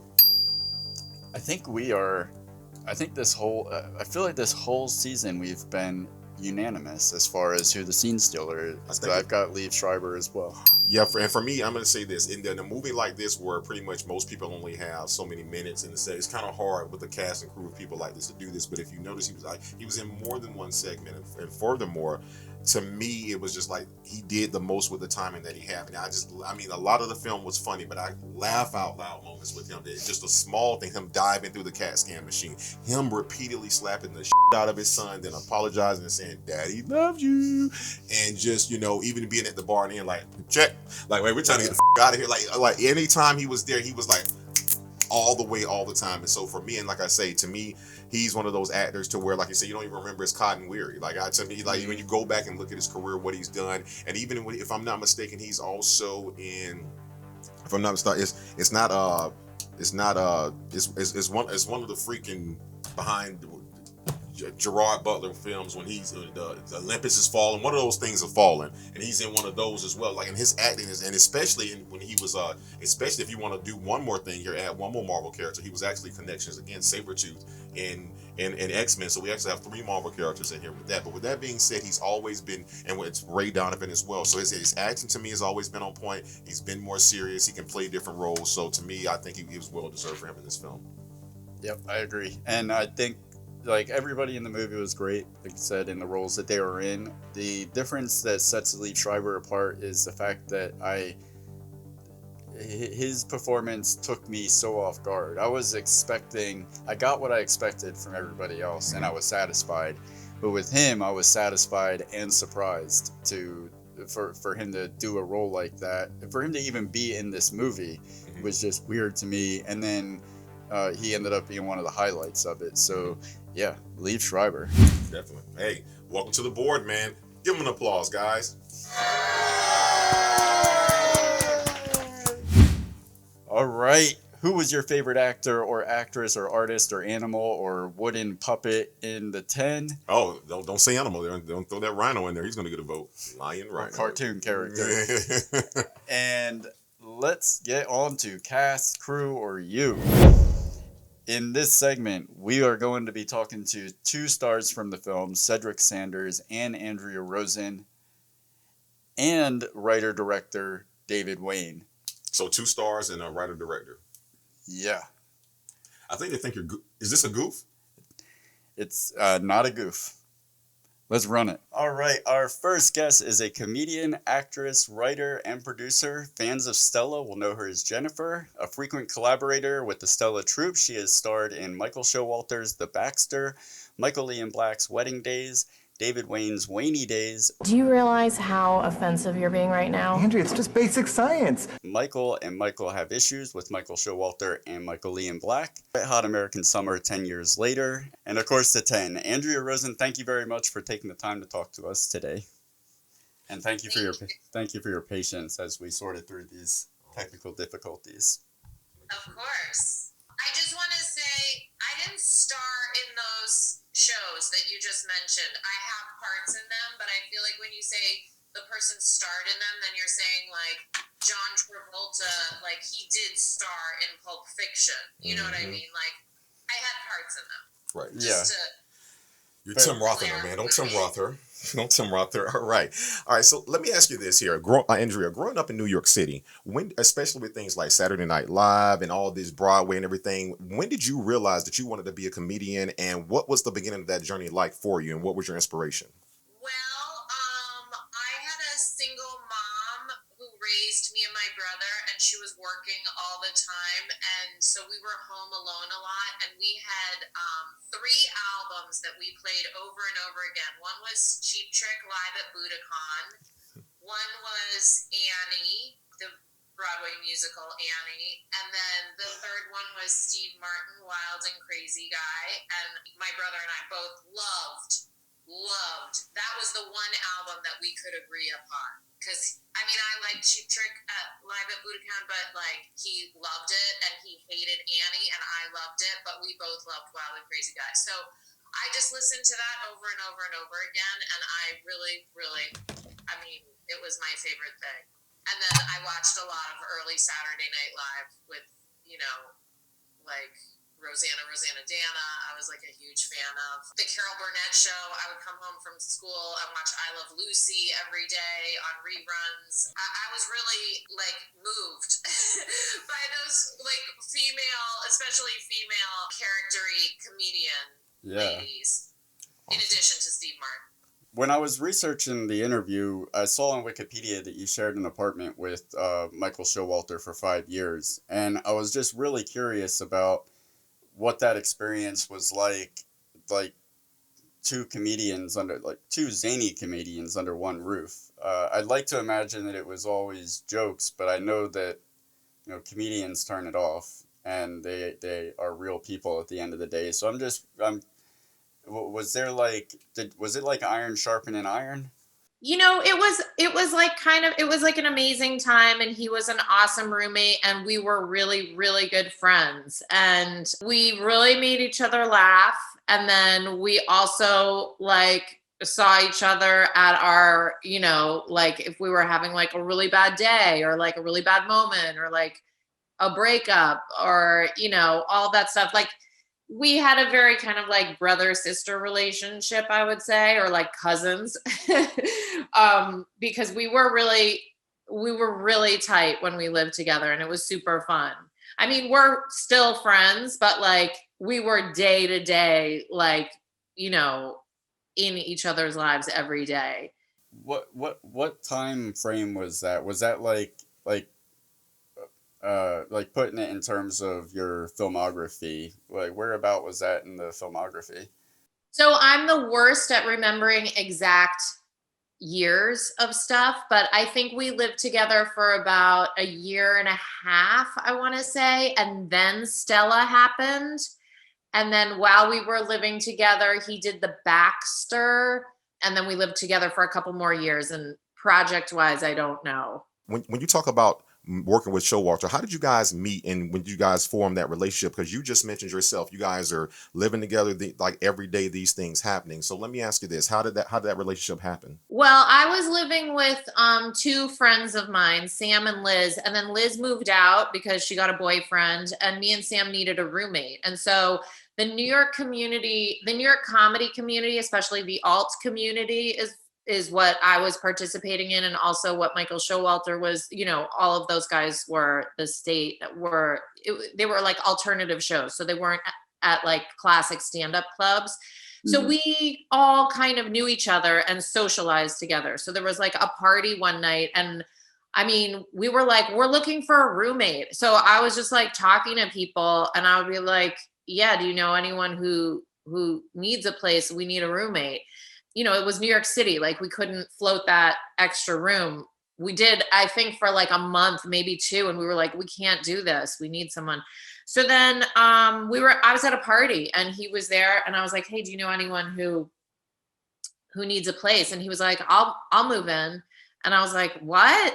And he, I guess for his own reasons, like wanted to live with people. He had been living alone and then like wanted roommates. And so he did.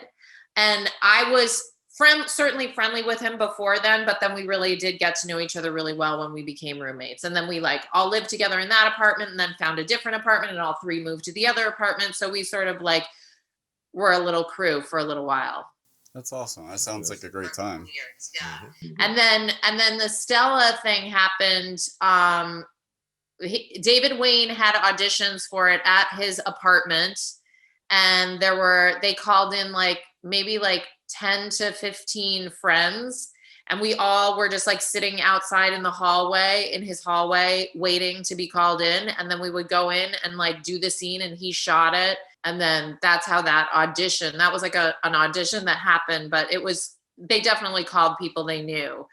And then I got that one part, and Heidi, another girl, got another part. And then the redheaded girl, we didn't actually know. I think that happened like through an agent, but she was awesome. And that was I'm just going to talk about Stella, if you don't mind. Yeah, please. That was like, I thought, the funniest show. Like the scripts I thought were just so funny, and those guys were awesome to work with, and they had amazing directors coming in. And it was my first like real job on a television show. I had been doing TV commercials up until then. And I just thought it was so funny. Like I was so psyched to be a part of it because of that. And then I was so annoyed that it got canceled. And I want to say we got paid. I don't know what the other girls got paid, but I'll say I got $1,000 an episode, which is really not good, because after tax and everything, it's like $700. And living in New York City, like you're like, I'm on a TV show. Oh my God, I still have to have another job. Like it was so crazy. But also I didn't have like an agent or anything at the time. And it was Comedy Central. It was Viacom. Like I'm sure they pay a lot better now, but the money was kind of a joke. But like the show itself, I just loved it. Like I think we all loved it. It was truly like the funniest show. Yeah, you could tell that there was a labor of love. I think it's funny where you say, oh, you're on a TV show, you must have made it. Like I think the equivalent of that today is when somebody gets their project on Amazon Prime. Everybody outside of the filmmaking world is like, oh man, you're on Amazon Prime. Congratulations, big time. Like, no. Meanwhile, you're getting fractions of a penny on the minute watched. Mm-hmm. But yeah, I mean, Stella was a fantastic show. It was like everything they do is just so irreverent in this weirdly innocent way. It's just they're the experimental nature of everything that they do is just, you never know what's going to happen next. Things come out of left field all the time, and it makes it so enjoyable to watch because you, like, when you're watching something, you know what's going to happen. Mm-hmm. It kind of strips the joy out of it. Takes the fun away. All right, so let's talk about why you're here. In 2007, you starred in The 10. I didn't star in it though. Oh, okay, I we're had not using a that word small anymore. part in it. We're not going to use that word anymore. Let me try this again. 3, 2, 1. In 2007, you were in the movie The 10, cult classic. Can you tell us about your role in that film and what your experience was like on set, on and off set, if you will? Okay, first of all, I haven't seen the movie in so many years. I'm going to just be honest about it. I haven't seen it in so many years. So I can tell you like what I remember, which is I think I was there maybe 2 days and I had a scene where I'm like on a TV show within the movie.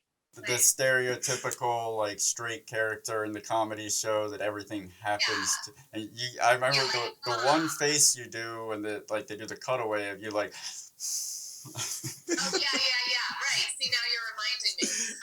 What I can tell you about being on set, though, is that David Wain's a really good director. And one of the reasons he's a really good director is because he's also a really good editor. And so that's always the case, not only with him, but like from my experience, if the director is also an editor, then that's going to be like, then you're just like, this is going great. Because it's efficient and they know the shots and they know what they're going to use and they know the angles that they need. And if they're not also an editor or don't have that experience, then they're doing like so much coverage that as the actor, you're like, I kind of don't know what they're doing and I'm going to miss dinner at home. I'm going to be here forever. So David Wain, I think for me is a great director because he knows exactly what he wants and exactly what he needs. Plus he has a very friendly personality and does a lot of magic tricks during the downtime. Really? I did not take him as a magician. That's funny. Yes, a lot of card tricks. Many card tricks. Like Barney from How I Met Your Mother. How I Met Your Mother, yes. Let me ask you this. I just wanted to say that's so true what you say about the editor and director is there's such an advantage to when you're calling the shots to not only know where the story's going, but to know how it's going to be put together. And also when you're the editor and you're calling the shots on set, you want to go into post-production with as little footage as possible, like only the bare necessities so you don't have to sort through so much. Like, I've told people many times, like, because a lot of the times there's actors that are like, can I try that a few more times? Like, we can, or we can just move on to the next part, because I'm telling you, we got what I want, we got what we need. What you just did is I'm not looking past that take in post. I've never asked you that, have I? Oh, yes. Damn. Oh, yes. All right. Damn it, man. He's never told me this. He's exposing secrets. I don't know if David Wain was the editor on it, but he is an editor, so he's like thinking like that. Mindset, yeah. Now, you mentioned, of course, you had told us that you were going to ask how long you were on set. Clearly, you let us know you were there for about 2 days. But let me ask you this. In the time you were there, do you remember any type of behind-the-scenes story or memory that you could share from that production that you think fans of the film would like to know? One of the producers is this guy named John Stern, who produces a lot of like he produced like Children's Hospital and like he does a lot of those kind of parody shows. And he's just a really nice person. Oh, he produced Wainy Days also. He's a super nice person. So I guess like my memory is that people were really nice and it was a really friendly, like not intimidating environment. Like if you're on, I sometimes get cast for just like to do one day on a show here and there. And like that can be kind of an intimidating thing because it's almost like you're going to a new school just for one day and everybody knows each other and you have to like be really on top of your shit. Like you always have to be anyway, but like plus you have to have, you know, deal with that anxiety of like, I don't know anyone and they're all best friends, you know? And so that set on the 10, I did know a lot of the people. And so I think a lot of the people on that knew each other already. So it was like that kind of anxiety of like, I don't know anybody wasn't there. And so that's also like an incredibly nice thing to have when you go to work on set. Because it can be intimidating if you're like, I'm the new kid just for a couple days or just for one day, you know? That was one thing that I thought was really cool about the 10 is that there's all these A-listers in it, but it's almost like they were playing at your guys' house. It wasn't like, because everybody, like all the bit parts in it, the small parts were all people that I've recognized from other projects that David Wain or Showalter or Marino has done. And then you have like people like Lee Schreiber and Winona Ryder, and they're almost it's almost like the cool kids table became the outcast for a project. Don't forget about P. Rudd. Oh yeah, well I call him P. Rudd. No, Paul Rudd is a part. He's very adjacent. We're still in 2007. David Wain's series Wainy Days, which you were in, of course. When you're working, you've worked with David on smaller scale productions like this or Stella, and then larger scale productions with ensemble casts like The 10, or even Wet Hot American Summer. What is something that you can always expect from a Wain production, no matter the size of the project? I don't know. He's always just like friendly and funny and cool and like, I don't know. There's a warmth. I'm not giving you really like anything that specific, but I really like him a lot. So it's like, I'm so delighted to do whatever. And I think his projects, all of their projects, you know, I thought Wainy Days was really funny. You know, as an actor and a comedian, if someone likes you, then like you're automatically going to like them also. So yeah, there's that. And then like they're hiring you to like do, you know, to do the thing that you do. So then you feel good about it. It's like a very positive experience that way. Yeah, I could see that. I love hearing that he's so nice, because I've always got that feeling that just when I see him on camera or interviews or like Wainy Days, I always have got a good feeling about him. Like he just seems like the sweetest person. Every time he's on the screen, my wife says every single time, she's like, "Oh my goodness, I just want to hug him." And you continue to watch the movies. Oh yeah, with her. I want to hug him too. Okay. I mean, they're all really nice. You know, like Michael Black is a prince. He's really, you know, like he's really a good person. Like Michael Showalter, also such a good person. Like they're all awesome. That is amazing. Now, jumping ahead a little bit, but still keeping with the theme of David Wain, you were in 2 episodes of the Wet Hot American Summer series, which felt like a reunion in real life for many people that have worked with David since the beginning. What was that experience like? Again, I was there for such a short amount of time. Like I was there, I think probably for 8 hours. So I was happy to be a part of that world for a minute. And it's always nice to see a bunch of familiar faces. Like, you know, like I was in a scene with like Paul Scheer was in my scene. Well, like he's a person I see in my life out here sometimes, you know, like, so it's nice to like see people. I think 80 Miles also maybe was in my scene. And so it's always amazing to cross paths with people who you know, and have known for many years, like at work. So it's the exact opposite of you're not the new kid in school, you're the senior and you're picking on the new kid coming to set. I definitely still feel, I mean, I know those guys, but like, you know, then there are people who I definitely don't know. And so there's like a little bit of that, but I feel comfortable in those worlds. Yeah. For someone who's aspiring to be a comedian or a writer, what is the best advice that you could give them? I guess just like go for it. Follow your dreams, kids. It helps to find like-minded people and build a community, or like join some sort of community, whether that's like an actual like improv theater, or like start to run a show, or just like get in there and find the people who want to do it also, because that does sort of like help you, like help normalize your goals basically. Yeah, that makes sense. And also, don't forget to tell them to slate their name.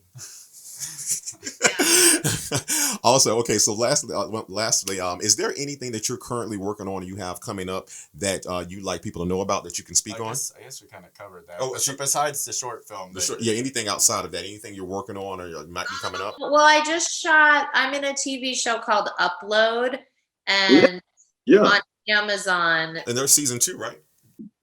We just finished shooting season 2. Okay, yeah. I'm a side character, but I'm like, I really do like my character. I'm like a dumb boss, which is always fun to play. So I'm like kind of mean and dumb, and I like that combo. So I don't know when season 2 comes out, honestly, but you can watch season 1. But it's a good, fun show, and it's a Greg Daniels show. It's on Amazon. That definitely looks like it's a very interesting concept. You pretty much that's where you get to choose your own afterlife, but in like a virtual reality type of world, right? Yeah. And it seems like there's it's a comedy for sure, but there's elements of sci-fi, of course. But it looks like there's actually like mystery in a Robin and quantum storyline too that keeps you watching. Kind of quantum leapy. A little bit. Definitely going in the watch list for sure. What about, is there anything you could tell us about the short film that is in post-production right now? Sure. It's about a woman who who is lacks confidence, and then has an experience at work where she gets really upset at work, and then like instead of kind of like having a zit or something grow, she gets a second nose grows onto her face, and so she has to kind of like deal with that, and has a big crush on the mailman, who's played by Stephen Park. And this one has some VFX in it, and so that's like new for me to sort of figure that out, and hopefully it doesn't suck. I like that. Hopefully it doesn't suck. It sounds like almost like a modern day take on Pinocchio or something, where some kind of trait that's happening on the inside produces something involving a nose. Hopefully it does. I like it. And I shot it during the pandemic, so we are like the character is like does put on a mask sometimes, and that helps hide it. Yeah. So I gotta finish it soon before this pandemic is over, and everyone's like, "What? Pandemic who?" Yeah. Hopefully. Right. Yes. Hopefully. Yes. Yeah. The final question I have is just before we say goodbye, not even a question, just do you have any parting words that you'd like to leave the audience with? Well, I just want to thank you for including me. And parting words, I don't know, just it's hard, but it can be rewarding. And I mean, I keep doing things and making things because I just feel compelled to do them and make them.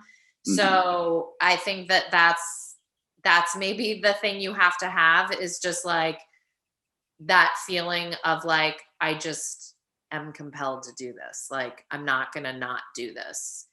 Yeah. Whatever it is, whether it's like painting a painting, making a comedy short, writing a script, like whatever it is. So yeah, I just keep feeling compelled to do it. And I'll just make stuff until I'm no longer compelled, but I don't see that happening.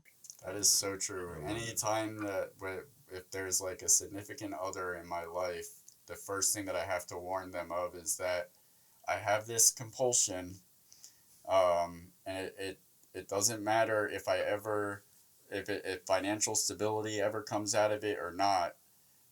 I would like it to, but either way, I'm going to be. This will be made. I'm going to be telling stories in some way or another. When I leave this earth, my stories will still be here. Yeah, you must be compelled to stay on an uphill battle like that, where you're getting knocked down so many times. You're the bomb.com. You did it, Andrea. Thank you so much. Thank you. Thank you, guys. This was such a pleasure.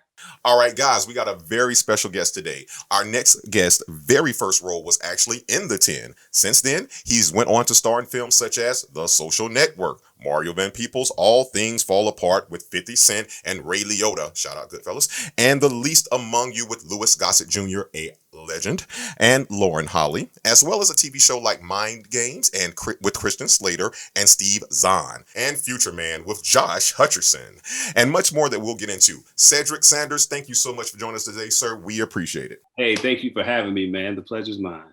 All right. You were 25 when you landed your first big role with The 10. 25? God. What was that? Sorry, I didn't mean to trigger you right off the bat. What was your inspiration for pursuing acting, and what was the journey like from making that decision to finally being on the big screen like that? Well, first of all, I think I should mention I was born and raised in Anchorage, Alaska. So that's my home. And, so it's different from any other place. It's unique. And so my mom was a preacher. So I grew up singing in the church. So singing is kind of where I started.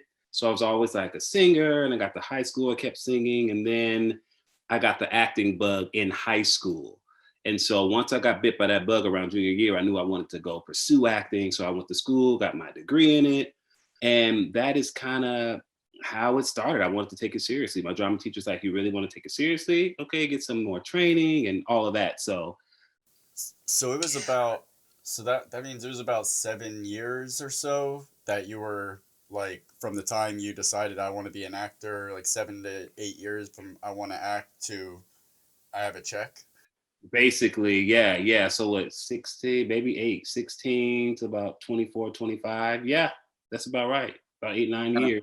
I'm kind of jumping ahead with the questions because you mentioned singing, and I completely forgot about when I put these questions down. It had been a while since I had seen The 10, and when I watched it recently, I was reminded of the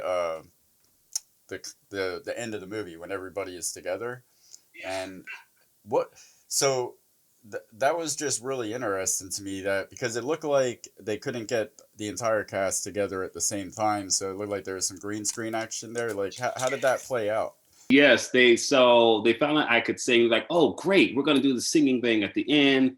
None of us are really great singers, but do your part, like you do. And so we were in a recording studio, and they said that's gonna be green screen, because a lot of it was green. Like all those actors they had like a all-star cast with these cameos. So everyone was in different places. Like, I think they kind of even went where some people were and just kind of did stuff there. So so that's really how it was. I didn't meet most of those people till Sundance. I met more of them. Awesome. Now, since we're already talking about The 10, let me ask you this. What were your initial thoughts upon reading the scenes that you actually be in yourself? And also, how long were you on set for? Oh man, so The 10. So again, The 10 was literally my first, I guess, big screen movie. And that was within my first or second year of kind of auditioning. And it was the hardest script because I studied everything, but drama was what I was really focusing on and what I did coming from theater. Didn't consider myself a comedic actor. And I knew this was a dark comedy. So I went to my acting coach at the time and I was like, I'm struggling with this because I was trying to like make it funny. And when you're trying to make it funny, it just doesn't work. And that's the approach I came with it. And he said, Cedric, treat this as a dramatic play that you would do. Do not try to make it funny. Play it completely serious, like just completely serious. Don't laugh at yourself at all. I played it like a straight drama and it was hilarious. The best part was when, what's her name? The woman that plays your mom, her name always slips me. Yeah, when you guys say, why is our skin so dark or something along those lines, and she goes, I know, and that look that you give her right after that, like, what the and that's exactly what you're saying. It's that like that was like a dramatic face that you gave her, like you almost just found out that somebody died. And it plays so it's one of the funniest parts in that whole sequence. Thank you so much. Yeah, and once I found out, I think I discovered how to approach comedy, because I I'm the straight man in the comedy. I'm not the, you know, the ha ha ha guy. It's the, you know, you have the straight man and you got your, you know, your slapstick guy or the funny guy, you know, who's making jokes. So once I found that pocket, I had so much fun doing that kind of comedy. And those are the kind of comedies I continued to do when I did do comedy. So, but you get the script, and this is, I mean, it's wild. I could only imagine what it looks like on the page out of context. Like, how did you explain that to, like, I got my first big gig. Well, what's it about? What are you doing? Like, I play a twin brother whose dad is not there, and there's an actor that comes in that impersonates Arnold Schwarzenegger. Like, yeah, people were just like, what? But some of the people followed that whole Reno 911 like group, like David Wain and them. So some of my friends were cult followings of like that whole genre, and so they got it. They were like, oh yeah, this is gonna be great. This is what they do. They do this weird stuff. Meanwhile, I was just like, when I first read that script, like, what's happening? Why do they want to see me for this? Well, were you familiar with like Wet Hot American Summer or anything like that before going? Oh wow, so you were not until after I got it, then I kind of, or when I got the script, I started looking up those guys because I didn't know any of that. Yeah. Awesome. Well, you killed it, and that what you said about acting, that fits perfectly with their movies, because it's like everybody in their movies, they don't realize that they're in a comedy. Everything is played so straight, and that makes it so much better. In the scene, you share the screen with the very funny and talented Oliver Platt and Carrie Kenny Silver. What was it like working with them? Well, you know, I could tell right off that I knew they've been doing it for a long time. They were just pros, and my God, she was so funny. I mean, she's just funny when the camera isn't rolling. So the room was just so comfortable, and, you know, she just felt like a relative to me and Arlen, the other actor playing my brother. And they were just great. They were just funny. They were there to have a good time. Oliver Platt, you know, it was like, and I guess I would say he does both, but I would say I've seen him in a lot of dramas too. So, you know, and I admired both. I admired definitely Oliver Platt. I had seen a lot of his work before. So it was exciting. It was a big party. No one took themselves too seriously. It was just one of the coolest sets I've ever been on to this day. Amazing. Now, I was going to ask one thing. You were talking about the people that you were working with. One of the people you worked with was actually Arlen Escarpita, who plays your brother, and he's 1 year older than you and came into the 10 with a little more experience behind him. So what was the relationship like between scenes, and did he offer any type of advice to you or give you any instruction on how to make things go? Yeah, you know, Arlen, again, like you said, he was a pro. He had been doing this longer than me. And, you know, he had been on a TV show for several seasons. And we first of all, we're close friends to this day, like one of my best friends.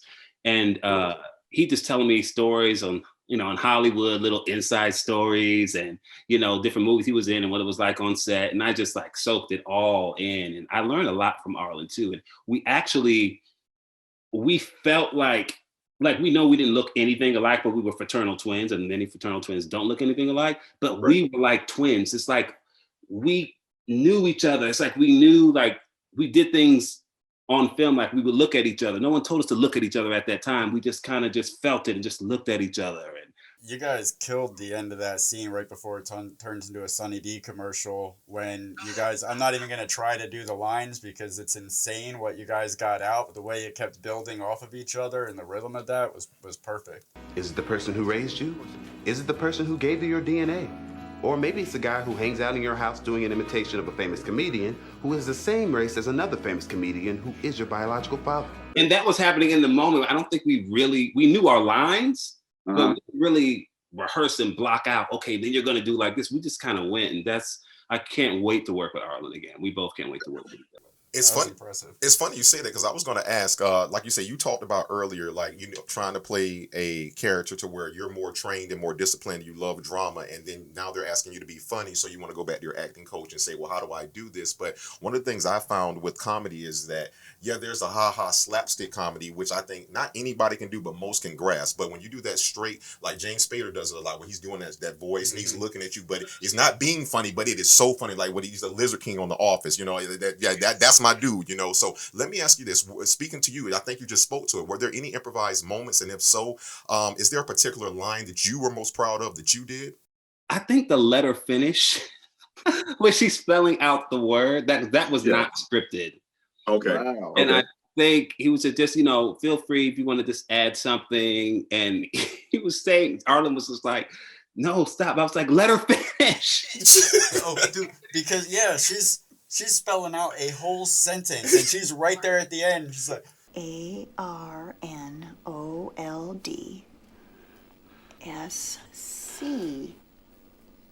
Mom, let her finish.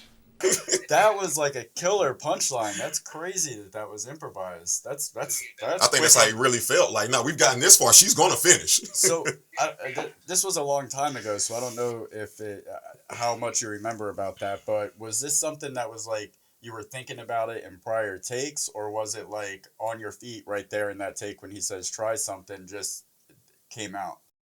Oh, definitely not in prior takes. Yeah, it was. I just wanted this. I just trying to gauge what level of genius you are. That's. Then, because if I would have overthought it, then, you know, I just said, you know, I wanted it to be organic, and they did too, you know. So that was that's I am genuinely impressed to hear that was an improvised moment, because that had all of the build. It seemed like everything was building up to that punchline. You capped it off perfectly. I agree. The montage of you guys forming a bond with Oliver Platt, who is playing Mark Jacobson, who's playing Arnold Schwarzenegger.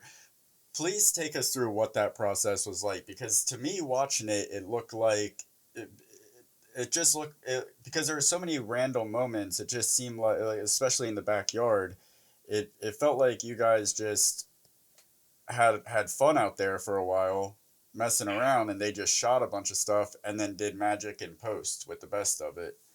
Well, yeah, they told us to, the whole montage thing was like, hey, yeah, you're going to just run around the backyard, or we're going to play catch with the football. And me, that's one thing. I am not, there's a few sports I play, but football and basketball I'm just not good at it. And sometimes I'm very insecure about it because people assume I can play because I'm athletic, like built and stuff. But Arlen. I thought it was because you were black, because they always assume I can play and I can't play either. I'm like, I actually can't play basketball or football. Secret's out, kids. Secret's out. I can do a layup. Not my gift, but Arlen is extraordinary at both. So I told him, and he was like, man, don't worry about it. That's okay. So we kind of practiced a little bit, throwing the ball around, and then they started kind of shooting some of it. And then I got a really good throw in there one time. I was like, oh, good, they got that. That's the one I got in me. That's it.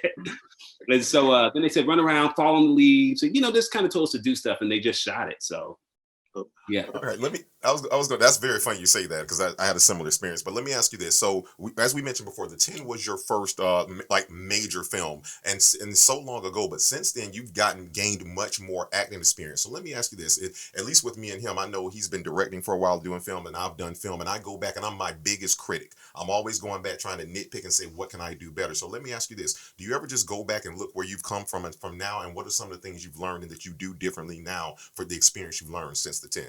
Yeah, I've learned a lot since then, but one thing in particular, and it was only my second professional job. I did a TV movie before that, and then there was a 10, so it was one of my first jobs, really. But there's something on set, you know, they're lighting, and then they have this thing, and they put it by your face, and they're checking the light with this little object, and I thought, I didn't know what they were doing. I thought they were taking pictures. I was like, oh, so you need me to, like, oh, no, we're just checking the light. You don't do anything. You just stand there. Like, it was my first time. I had no idea what they were doing. And like with the reverse, they'll shoot you, and then they'll do the reverse when the camera is not on you. And so I really wouldn't know, like something happened. I don't know if whether my nose was running or my eye was watering, but the camera wasn't on me. And I was like, oh no, sorry. And they were like, oh no, that doesn't matter. The camera's not on you. Like little things like that, like the technical aspect that I was getting used to, you know? But mostly I just kind of learned just how to relax, because I was still, you know, just like a little on edge, but like the 10, they made us very, very comfortable. But still, as I've just gotten more experience, it's just been kind of like, this is my job, you know, we're all here to work together. And so. What is your favorite memory from the production, and why is it rustling around in the leaves with Oliver Platt. You said, why is it? Yeah, I'm making a Right, saying that's the favorite moment. You know what? That is one of my favorite moments, just because that it just felt we were really in leaves and looking up at the sky and just talking, and they were capturing that, and there was a breeze, and it just really felt like a real moment. You know what I mean? So that's one of my favorite parts shooting it. And out of everybody, I knew Paul Rudd the most. So I was excited to meet him. Really, really excited to meet him. So before we move on from the team, is there anything else about the production you think the fans may want to know? Because like you said, you've given us some great insight behind the camera, like the light meter thing and all the other aspects of it. But just whether it's technical or practical, is anything else about the film that you would like fans to know? Well, yeah, they did it rather quickly. You asked me a question earlier. It was, how long did I work on the film? I did 2 days. Normally, it was like a Monday, and then I went to work the next Monday. So I didn't know things were done that quickly. Not that it was the longest, not like it was a big, long, huge, long scene, but I was still surprised at how quickly they did that. And just how all the moving parts of it, I was just so excited to see, oh my gosh, the art department, they do this, and the lighting people, they do this. Oh, there's food people, they take care of craft service, all craft service, which became one of my favorite parts of being in the film is craft service and lunch and food and just pretty much anything you want. Yeah. So that was great. And then going to Sundance, that was post-production, but that was a huge thing. I had never been, and it was a whirlwind. It was crazy. It's just one of those cool moments in life when you go back and look and see all these people were there and you're a part of it. And I'll say this before we move on from it, is the moment I first found out what craft services was, I was like, I did choose the right career. I'm just sitting around as food. People have trays. You got a spread? You got this stuff going on. Asking you what you want. I'm like, wow, I don't have to pay for it? Well, you're going to be here for 7 hours more. So yeah, you're going to pay for it. As someone who has acted in films, shorts, theater, television, from landing roles to supporting characters with award-winning performances, what is the best piece of advice that you can give to someone who's aspiring to be an actor? You know what? My best advice really is try to make it about the work, because when you're there's this thing about being an actor, there's all these expectations and all these comparisons and all these ways that you think it's supposed to go and what you're supposed to achieve when. And if it's about the work and creating and getting to experience different people, like I have a big audition, actually, I'm going to get back to studying now, and I'm going to put it on tape here in this room tomorrow.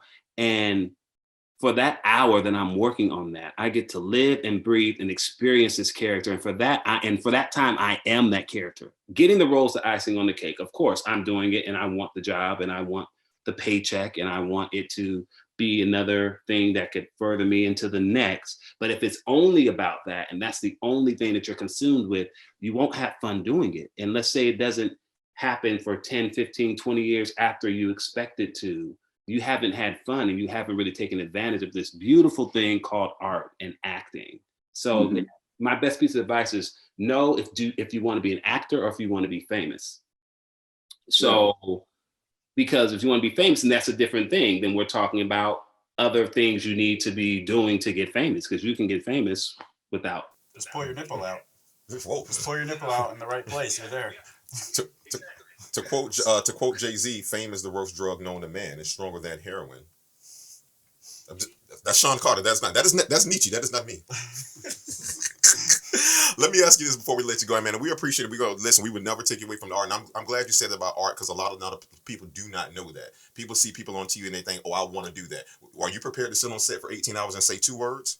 Because that's the life you can live sometime. But before we let you go, is there anything coming up that you can speak on that you'd like the audience to know about, whether it's anything singing-wise, writing-wise, family-wise, anything you'd like to share? Well, you mentioned Goldfish earlier, and I just got word that is in the official selection for the Brooklyn Film Festival. And it's streaming, I guess, at the same time. It's on Instagram, Goldfish Film.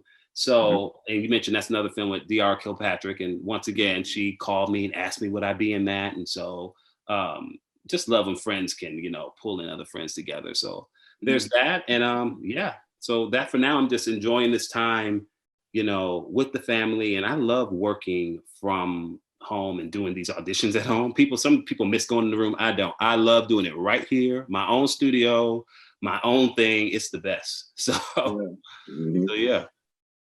Well, we thank you very much for taking the time to talk to us, and wish you all the continued success in the future. One last final question. Do you have any parting words that you'd like to leave the audience with? Yeah, this year has been insane for all of us, and I've learned a lot. And so, but in that, it's just like being true to yourself is so important, and just really living in your truth. And that's just something that I'm just dedicated to doing. And I just want to encourage everybody just to do that, because that's all we have. And it's just, we all just more than ever want honesty, and we want authenticity. And it's just really great to be authentic. And that's what I'm working and striving to be better at every single day. So unless you are a white supremacist, then be inauthentic. Live a lie. Be somebody else. Be somebody. Yeah, it's okay, man. Hey, EAR. EAR. Hey man, thank you so much, man. Listen, San Diego hasn't been the same since me and you left, man. I'll be following you on your social. Big facts. I'll be following you on Instagram and everywhere, man. We'll make sure we put your information up there. Thank you so much, man. Go manifest and claim that next audition, man. You'll get it. We'll see you at the top, man. All right, guys. Thank you so much. Thank you. Thank you. All right, we could not be more excited to introduce our next guest. He is a comedian, a writer, a director, an actor, producer, and editor. He also makes music, which is often heard in his films, and we heard that he dabbles in magic as well. From The State to Stella, Wet Hot American Summer to The 10, Wainy Days to Children's Hospital, Role Models to Wonderlust to They Came Together, and so much more. It is an absolute honor to welcome David Wain to the show. Thank you so much for taking the time, David. Hey guys, thrilled to be here. Konnichiwa. Let's go ahead and get started. Now, your style of comedy has such a unique signature to it, unlike anything that I've ever seen. I know absurdist comedy is nothing new, but there's a particular brilliance in the way you pull it off so effectively. Who or what inspired that style? Well, I would say that I was inspired by, like most people, I guess, everything in my childhood. I loved when my sisters, I had much older sisters, and they brought home with their boyfriends Steve Martin comedy albums. And I got really into Steve Martin and Betamax taping his specials on NBC at the time in the 70s. And then also watching tapes of Woody Allen movies. I think those were some of the most early big forming moments. And then, of course, staying up late and watching Saturday Night Live and all the soup of things growing up in Shaker Heights, Ohio, and among Jews. And it just sort of my friends and making jokes and performing for my family. And it all kind of mixed together to create my personality and my desire to make people laugh, I guess. It works. It seems like it's a nice collaboration of great, strange minds coming together to one-up each other almost. You went to NYU Film School, where you were a founding member of the New Group, which would later be known as The State, and your sketch comedy would land on MTV in 1993. So with nearly 30 years and well over 30 impressive credits between now and then, how would you define that part of your life looking back today? Well, I feel like The State was absolutely a unique and amazing time and experience, starting that group in college and being involved all through college, and then staying and doing stuff at MTV and everything all the way through till the late 90s. And it was such a joy and a gift to be able to work together with my friends from college in a professional setting. And it made the transition from being a student to being a professional almost non-existent. We just kept doing what we do and then started getting paid for it. So we recognized at the time how lucky and incredible it was. And we learned from each other. And in a lot of ways, the other people in the state were my teachers and mentors, and I them, instead of having some older, more experienced people. So maybe that's part of what contributed to having a unique sensibility. But it was every sort of stage of things has been rewarding and challenging in different ways. And so I feel very lucky. So, something I've always appreciated about your work, from the earliest work to the most recent, is there's always been that, like, almost like somebody that's new, that's just figuring, that's not afraid to experiment. It has that Oh, quality. thank you. Well, I sometimes I think all of comedy for me is just getting out of the way of your instincts and not second guessing what you first think. And a lot of times I had defined what we do is, you make some joke at the dinner table and then you're like, haha, that would be so funny, but now let's do our job. I mean, I like to not have that distinction. That's a perfect description of your work. Yeah, getting away, getting out of, getting away out of yourself. Yeah, almost like being drunk. almost. Now, David, in 2001, you gave the world Wet Hot American Summer. When you're making something, you hope for the best, but you never really know how something will be received. While you were making this, what were your expectations, and was there ever even a moment that you thought it would become the cult classic that it has?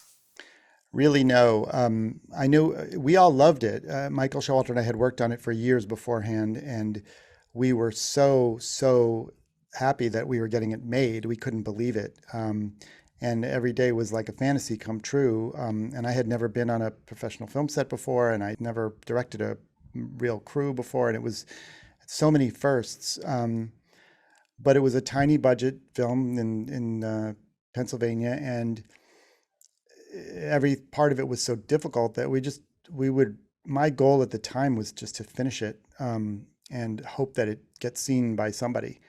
And really, the real pie in the sky wish was that it would get a theatrical release at the time.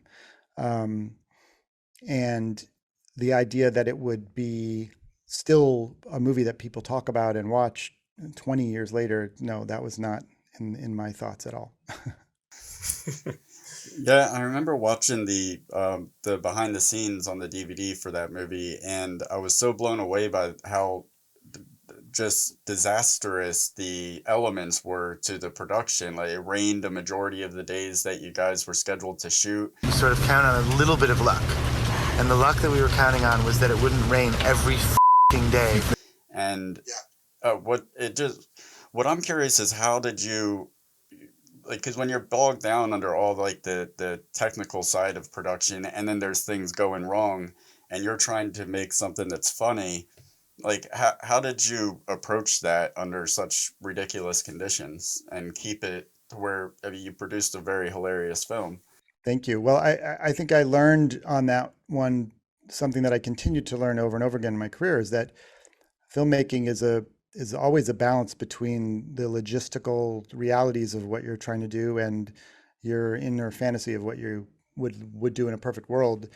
And so often those obstacles are the birth of some creative solution that's better than what it would have been without it.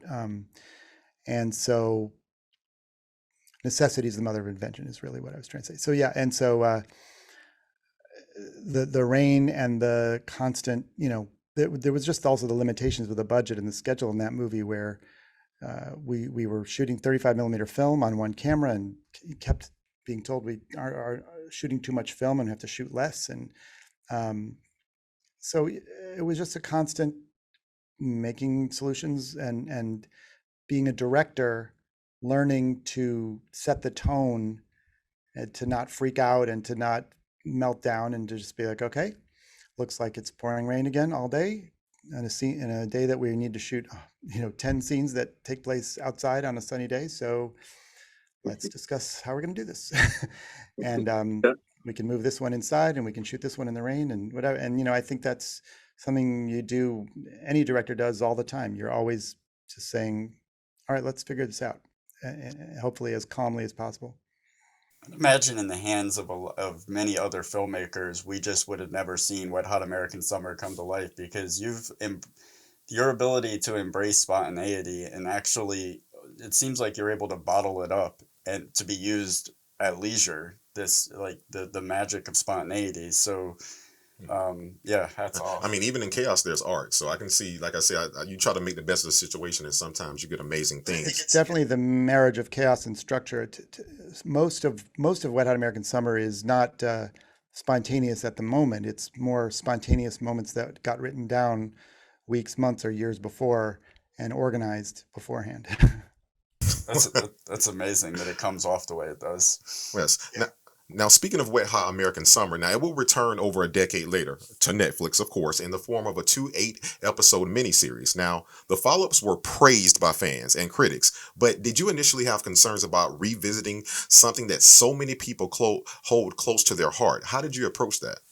I had big concerns about it. I felt like a big desire in a part of me to leave well enough alone and not to ruin something that was such a genie in a bottle and a gem that we had come up with. And yeah, I felt like all the reasons why reboots and revisits sometimes really suck. I thought about all of them, and I really was. Sometimes I tried to talk myself and Mike out of doing it and say, oh, let's, maybe let's just do a party or something instead of trying to actually remake more of it. But I think as we went through the process of just writing and thinking about it, I got so excited about the new storylines and the new ideas of where it can go, and the very joke of using this tiny indie movie that has all these random jokes and using them all as like a Rosetta Stone of canon, and the idea of bringing back this same cast so much older, like all of it gave me kind of a joy. And then at a certain point, I just decided, it's worth doing, and all we can do is be true to what this is, not try to pretend that we're the same people we were when we were, 15 years earlier, or try to recreate anything. Just continue the story in as true of a mindset as we did back then. And that's what we did. And I think it definitely could have gone haywire, but I ended up very happy with it. Yeah, I mean, coming from somebody that does hold the original close to his heart, I reserved any skepticism that I had about a remake because I saw your name, all the original cast members were coming back. So I had high hopes, and I was not let down at all. I mean, I put it right up there with the original. Definitely. Now, another one of your cult classics, The 10, was released in 2007, a feature film made up of 10 short stories, each inspired by one of the 10 commandments. Now, I Saw Wet Hot American Summer was loosely based on the time you spent in summer camp as a kid. What inspired the idea for The 10? I mean, obviously, other than the Bible.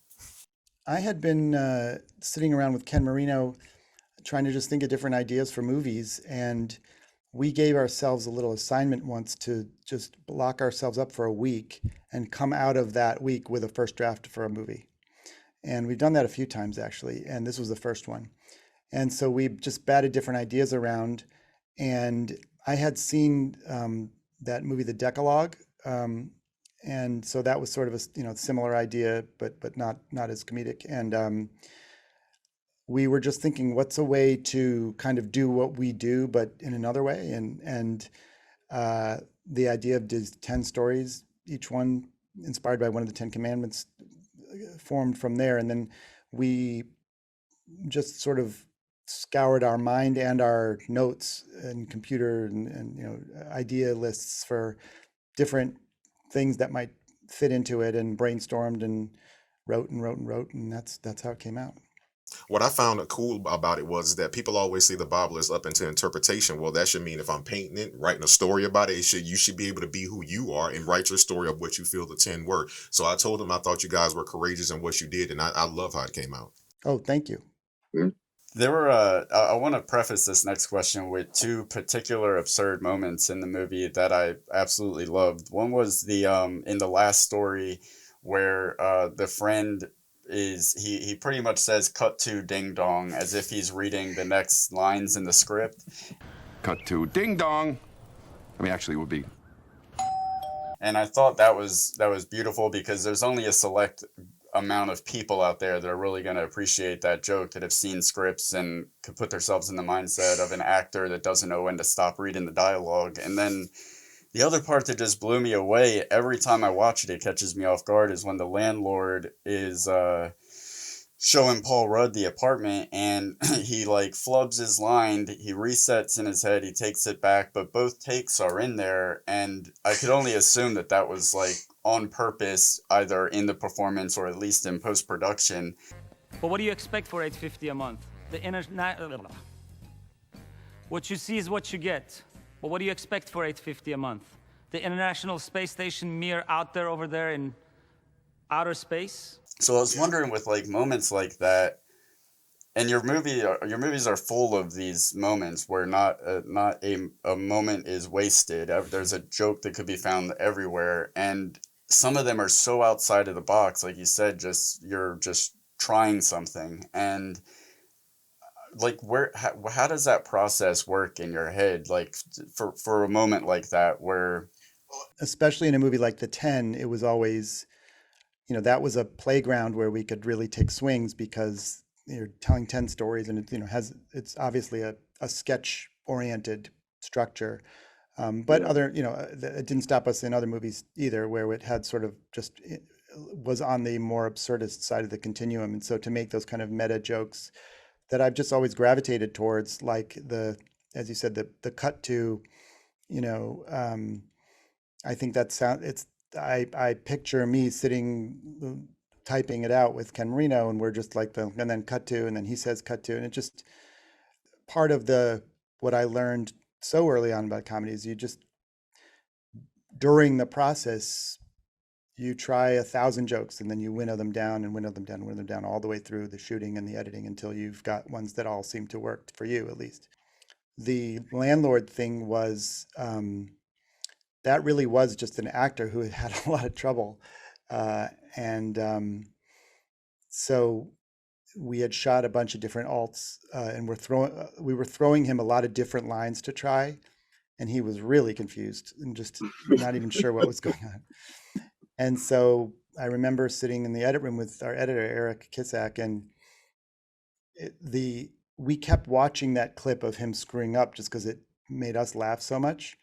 And then, of course, at one point we're like, do we just put that in like it is? And then we did. That perfectly aligns with what my expectations wanted. Successful failure. Definitely. Because it plays so great, and I love that you are willing to do that, to put something in there. And I don't know if there's test audiences involved at some point, but not in a movie like that. I mean, I guess like very casual with a few friends, I guess. But the truth is that you as a filmmaker, if you're not looking for happy accidents, I mean, that's everything, I mean, it's both, but you try the happy accidents come at every phase. They might come in the first outlining, or on the set, or in the edit room, and you look for them wherever you can find them. Yeah, but I mean, there's something that sets your movies apart in the sense that you're not afraid to put something in there solely because it makes you guys laugh, even if it's at the cost of it being polarizing to an audience, where like a lot of the times, like, this is only going to be like 30-70 laughter in the theater, it's not worth it. But and you guys just go for it every time. The laughter is so subjective anyway, and so I remember I went to screenings of Wet Hot American Summer where there was literally not a single peep from beginning to end, and for an entire audience. It just depends on who it is and when and why, and even if it's the same exact movie. So knowing that, my barometer is just me. It's just like if I'm laughing, especially after seeing something the 100th time, if it still makes me smile or giggle, then I'm like, okay, let's go for this. And there is as I started making bigger budget movies, and you have to do the test screenings, and you have to see what the audience responds to. And if nobody laughs at something, you got to really think about it. But there's definitely that balance of, for some reason, I always remember there's a joke in Role Models where I come out and I'm like, oh, it sounds like a classic case of Guy on the Ground. And it's a kind of joke that many people, probably more than half, don't respond to. But the ones that do really like it. And so I'm like, okay, let's put a few of those in too. It's awesome when a filmmaker can develop a relationship with their fans through their material, and they continue to give their fans gifts that are kind of special between you and the fan, and outsiders are just sitting there wondering why everybody is laughing. I mean, I thought they really swung for the fence in the 10 when he had the rhino with the guy on the ground shirt on in the animation. I'm like, that's the guy on the ground on the rhino. They are going deeper than deep. This is some Inception stuff going on here. Fetishizing it, yeah. It's like deep fan fetishizing of your own. Yes. I know we have barely scratched the surface of your totally impressive career, but I know you're extremely busy. We promised we'd keep this at 30 minutes, so we have 4 quick general questions we just want to wrap it up with. All right, so if there was some weird, obscure rule that restricted you to either only writing or directing for the rest of your career, which would you choose and why? It's a tough question for me to answer because they are so overlapping. I think directing involves so much writing, and in a way, writing involves a lot of directing. And just like writing is really just setting up the blueprint for what you're going to do next. 2 parts of the same process. But if I had to pick one, I think directing comes easier to me and is more. If I had to pick one, I would probably just be a director, because I have enjoyed directing other people's material from time to time, although it's not my main thing that I've wanted to do. But I think interpreting writing and bringing it to life is definitely something that I could continue to be satisfied about even if I wasn't writing. That's awesome. Interesting. As a filmmaker you've paved your own way into the industry. What is the best advice that you could give to aspiring filmmakers, many of whom are probably inspired by your work, that are just getting started? A lot of the specifics of when I got into it are, so many decades ago that it's hard to give advice about specific logistics. But I would say that in general, don't wait around for opportunities, and which today is so much more available than ever. The means of production anyone can have, and but I think to follow both tracks of like doing your own thing as much as you can, but also learning from people who've done it more, whether it's through reading and watching or through actual apprenticeship as much as you can. And I think that just something I learned early on is quantity is as important as quality, especially early on. You just want to keep trying, keep going to bat. Don't be precious. Write 10 screenplays, and one of them is going to be better than if you had just written 1 screenplay. Amazing. Yeah. Amazing. Now, like we said, we're going to go ahead and get ready to let you go. But before you go, can you tell us what we can look forward to from you if there are any projects in the works that you are at liberty to discuss? Right now, it's an interesting moment as we emerge from COVID. I have quite a few projects cooking, and I'm trying to think if I have anything I'm really not at liberty to discuss yet, but they're coming soon. You can definitely, if you go to davidwain.com, I will always post there first any news about anything. Okay. And we'll be posting second. He'll post first, we'll post second. Yeah. There we go. And I'd also encourage people to check you out on Cameo, because I went down the list of songs that you do for people, and it's almost like this whole other treasure trove of material that has not been seen yet of yours. There's a lot of music stuff you'll see on TikTok and YouTube, on my TikTok and YouTube too this year, because I did a lot of just dicking around on the piano and stuff in different ways. And I also do semi recurrent piano bar by request, sometimes on Twitch, sometimes on YouTube, sometimes on Instagram. Yeah, I saw on one of them, I can't remember if it was on Cameo or if it was on the piano bar on an Instagram live, but I was cracking up because you snuck in real subtly a "Daddy loves his little boy" when you were getting your Listen, thank you so much, sir, for taking the time out. And listen, we really appreciate what you do. Hopefully when we make it where you're at, we're just as cool and laid back and still awesome as you are, sir. Well, that's so nice of you guys to appreciate all the layers. It means a lot to me. Thank you so much, David. Thank you. It was an honor. Thank you for taking the time. Take care, guys. Be well. You too. Thank you. Bye. what we gotta give a huge shout out to ANDREA ROSEN. She actually put us in touch with David Wain, and to be honest with you, I have absolutely no idea why, because we've done over 30 interviews. Every one of them, those 30 have went off without a hitch. Everything going perfectly, no technical difficulties at all.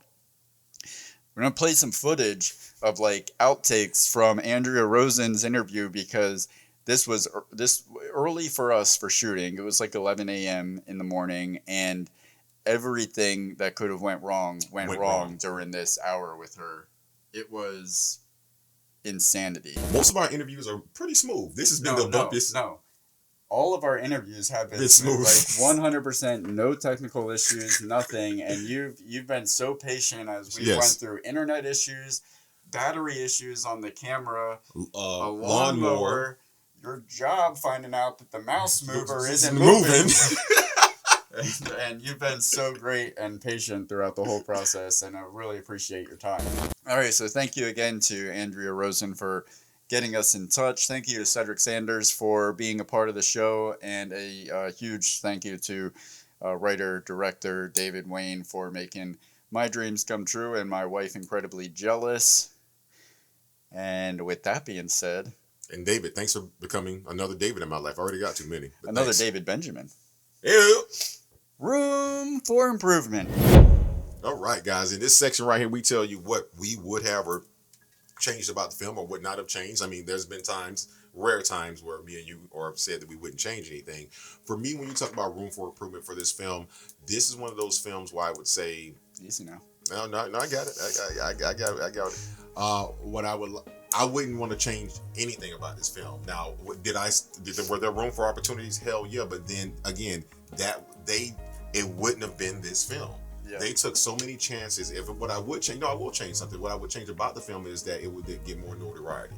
Mm-hmm. I think that's the one thing that I would change, because it's unfair. Films like Coffee Town, films like The Living Wake, films that we review, people just have no idea, paid in full. Mm-hmm. There are a lot of films that we've done that people truly don't take the time to appreciate because there's not a bunch of things blowing up, this, that, and the other. But the satire, you can't get this type of comedy anymore without being canceled or being thought of as a bigot, or just like this makes Dogma look like they took it to a whole nother level. Like when you really talk about things that they were blasphemy. Doing. Yeah, exactly. I agree with you when it comes to that's a double-edged sword for me, because part of me wants these films to have more success and more recognition and be adored by more people, but there's a flip side to that coin, as you say.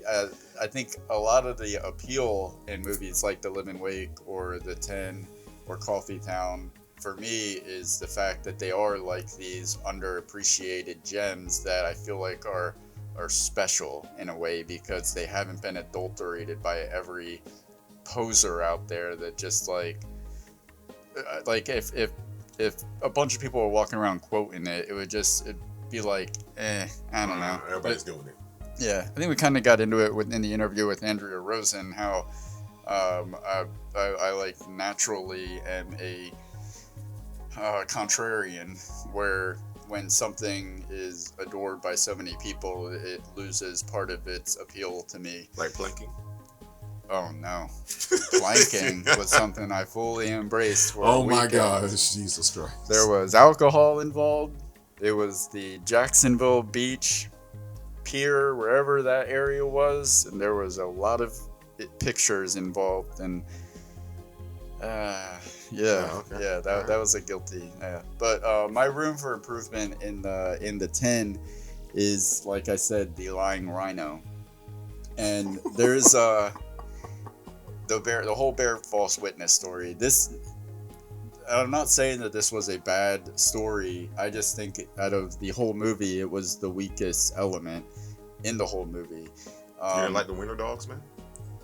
I didn't like the cartoon. Here, I'll say the positives about it was clever as I liked why it was animation, because you're getting the story through somebody is telling this story to someone who's all up on heroin, so they're imagining it as this like crazy cartoon. So that's why you're getting it in that perspective. I thought that was clever, and I liked how the real dude comes in at the end and takes an actual on the floor that a flower grows out of, just like his cartoon. You think your don't stink? You think your don't stink?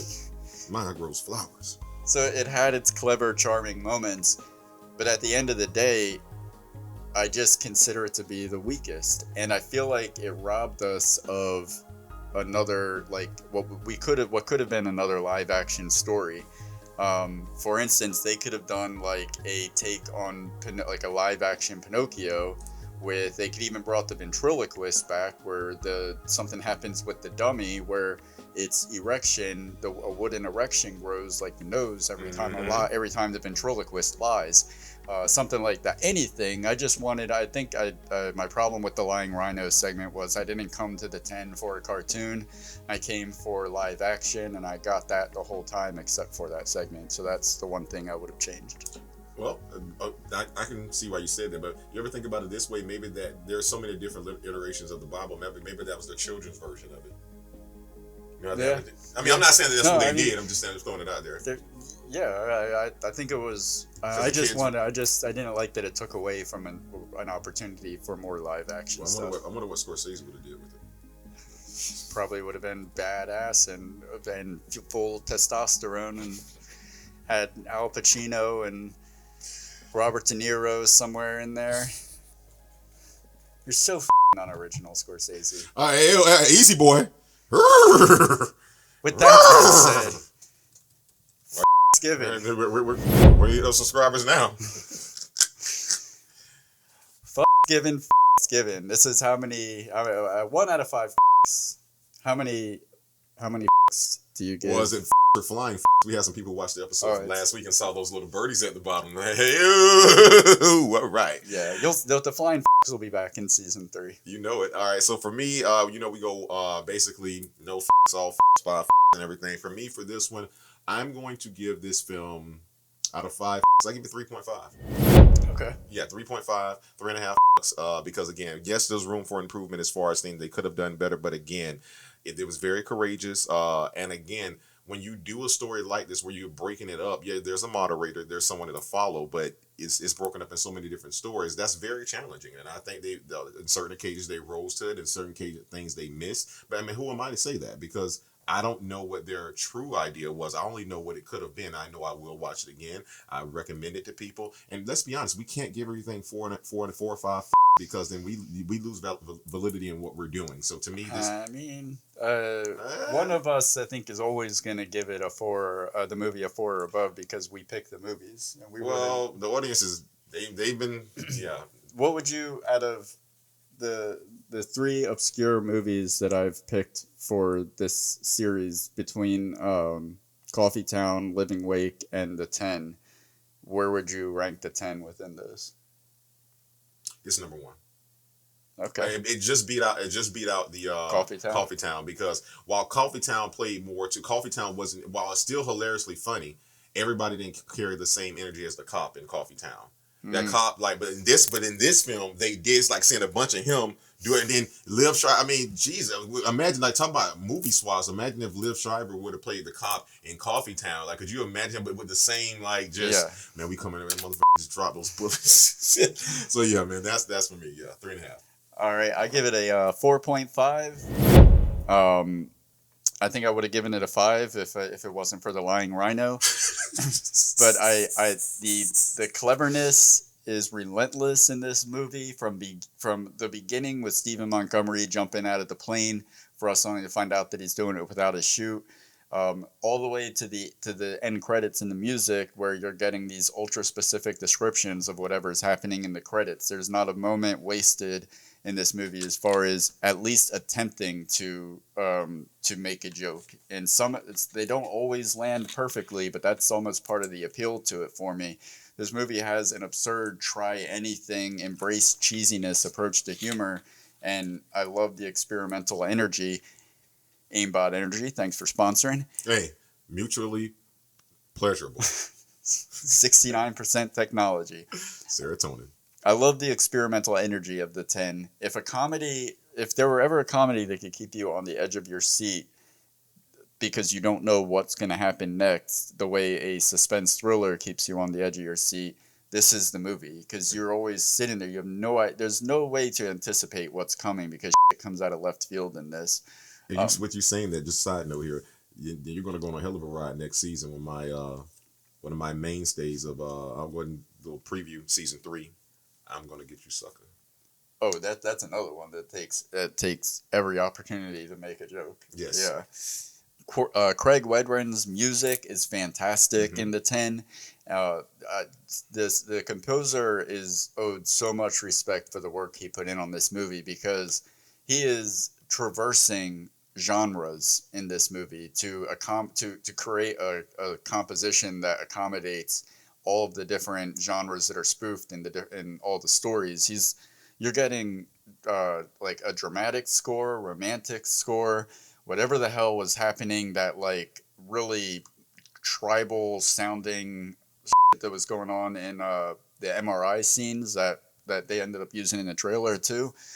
So many different variations of like styles of music, all with this comedic element sprinkled on top of it.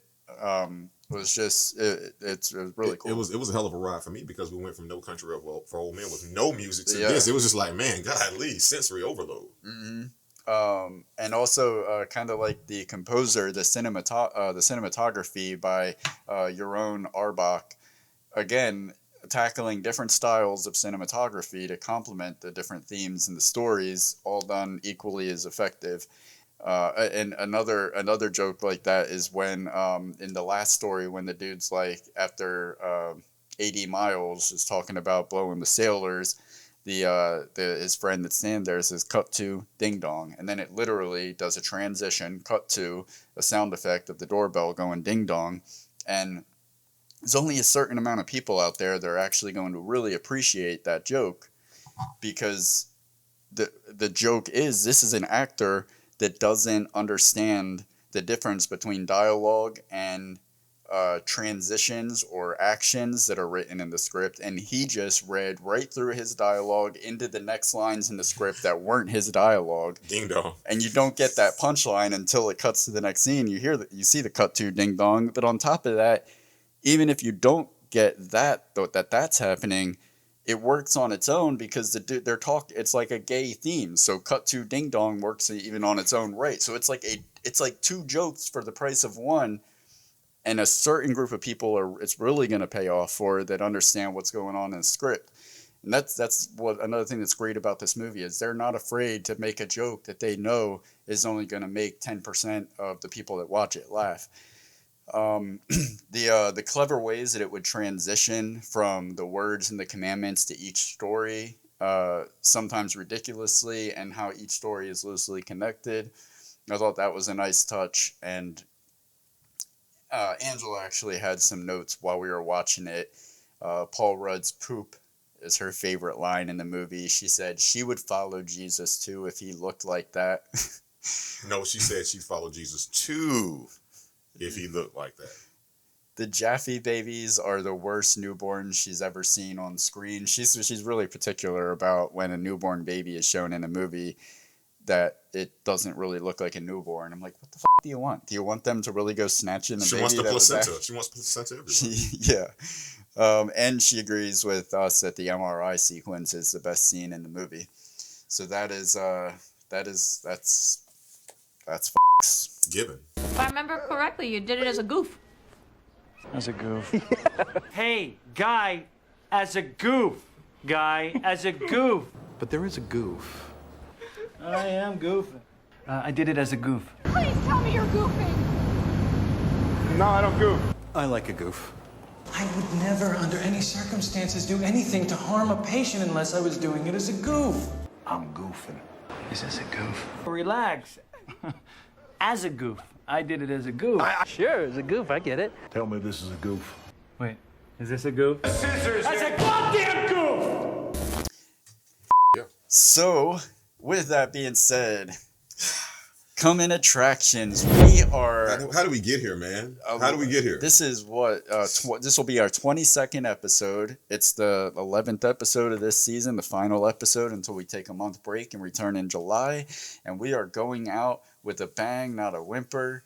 covering. I mean, it's funny that we are. It'd be funny if this was our finale, like our done, because Goonies never die, and Right. we're out. Yes. But we are gonna die for a month, and then come back after we do the Goonies, and that'll be on June 3rd. The Goonies will be episode will be going live and premiering. Hey you! Aren't you the one they call Mouth?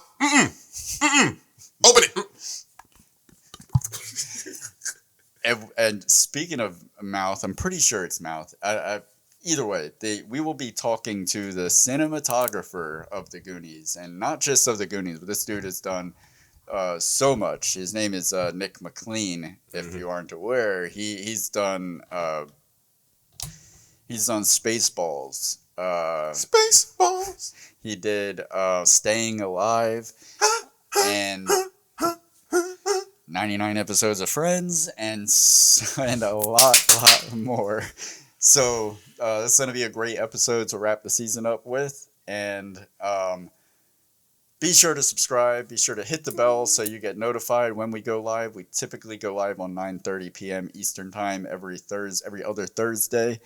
And guys, be sure while we're on this month break to tell all your friends about us, or just grab their phone and just hit subscribe. We don't care. We're so close to our goal for season 2. And again, we know our goal for season 3. We'll go over those things again with you guys. But again, just, pass the show along. If you want to debate movies with us, talk movies with us, you'll never find a better place online or offline with us. So, hey.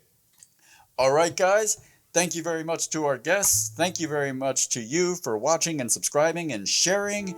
And with that being said, I have one question for you, and that question is, who am I? And where do I go from here? All's well that ends well. I'm the only one without a vagina standing in the line. Vagina, vagina, vagina.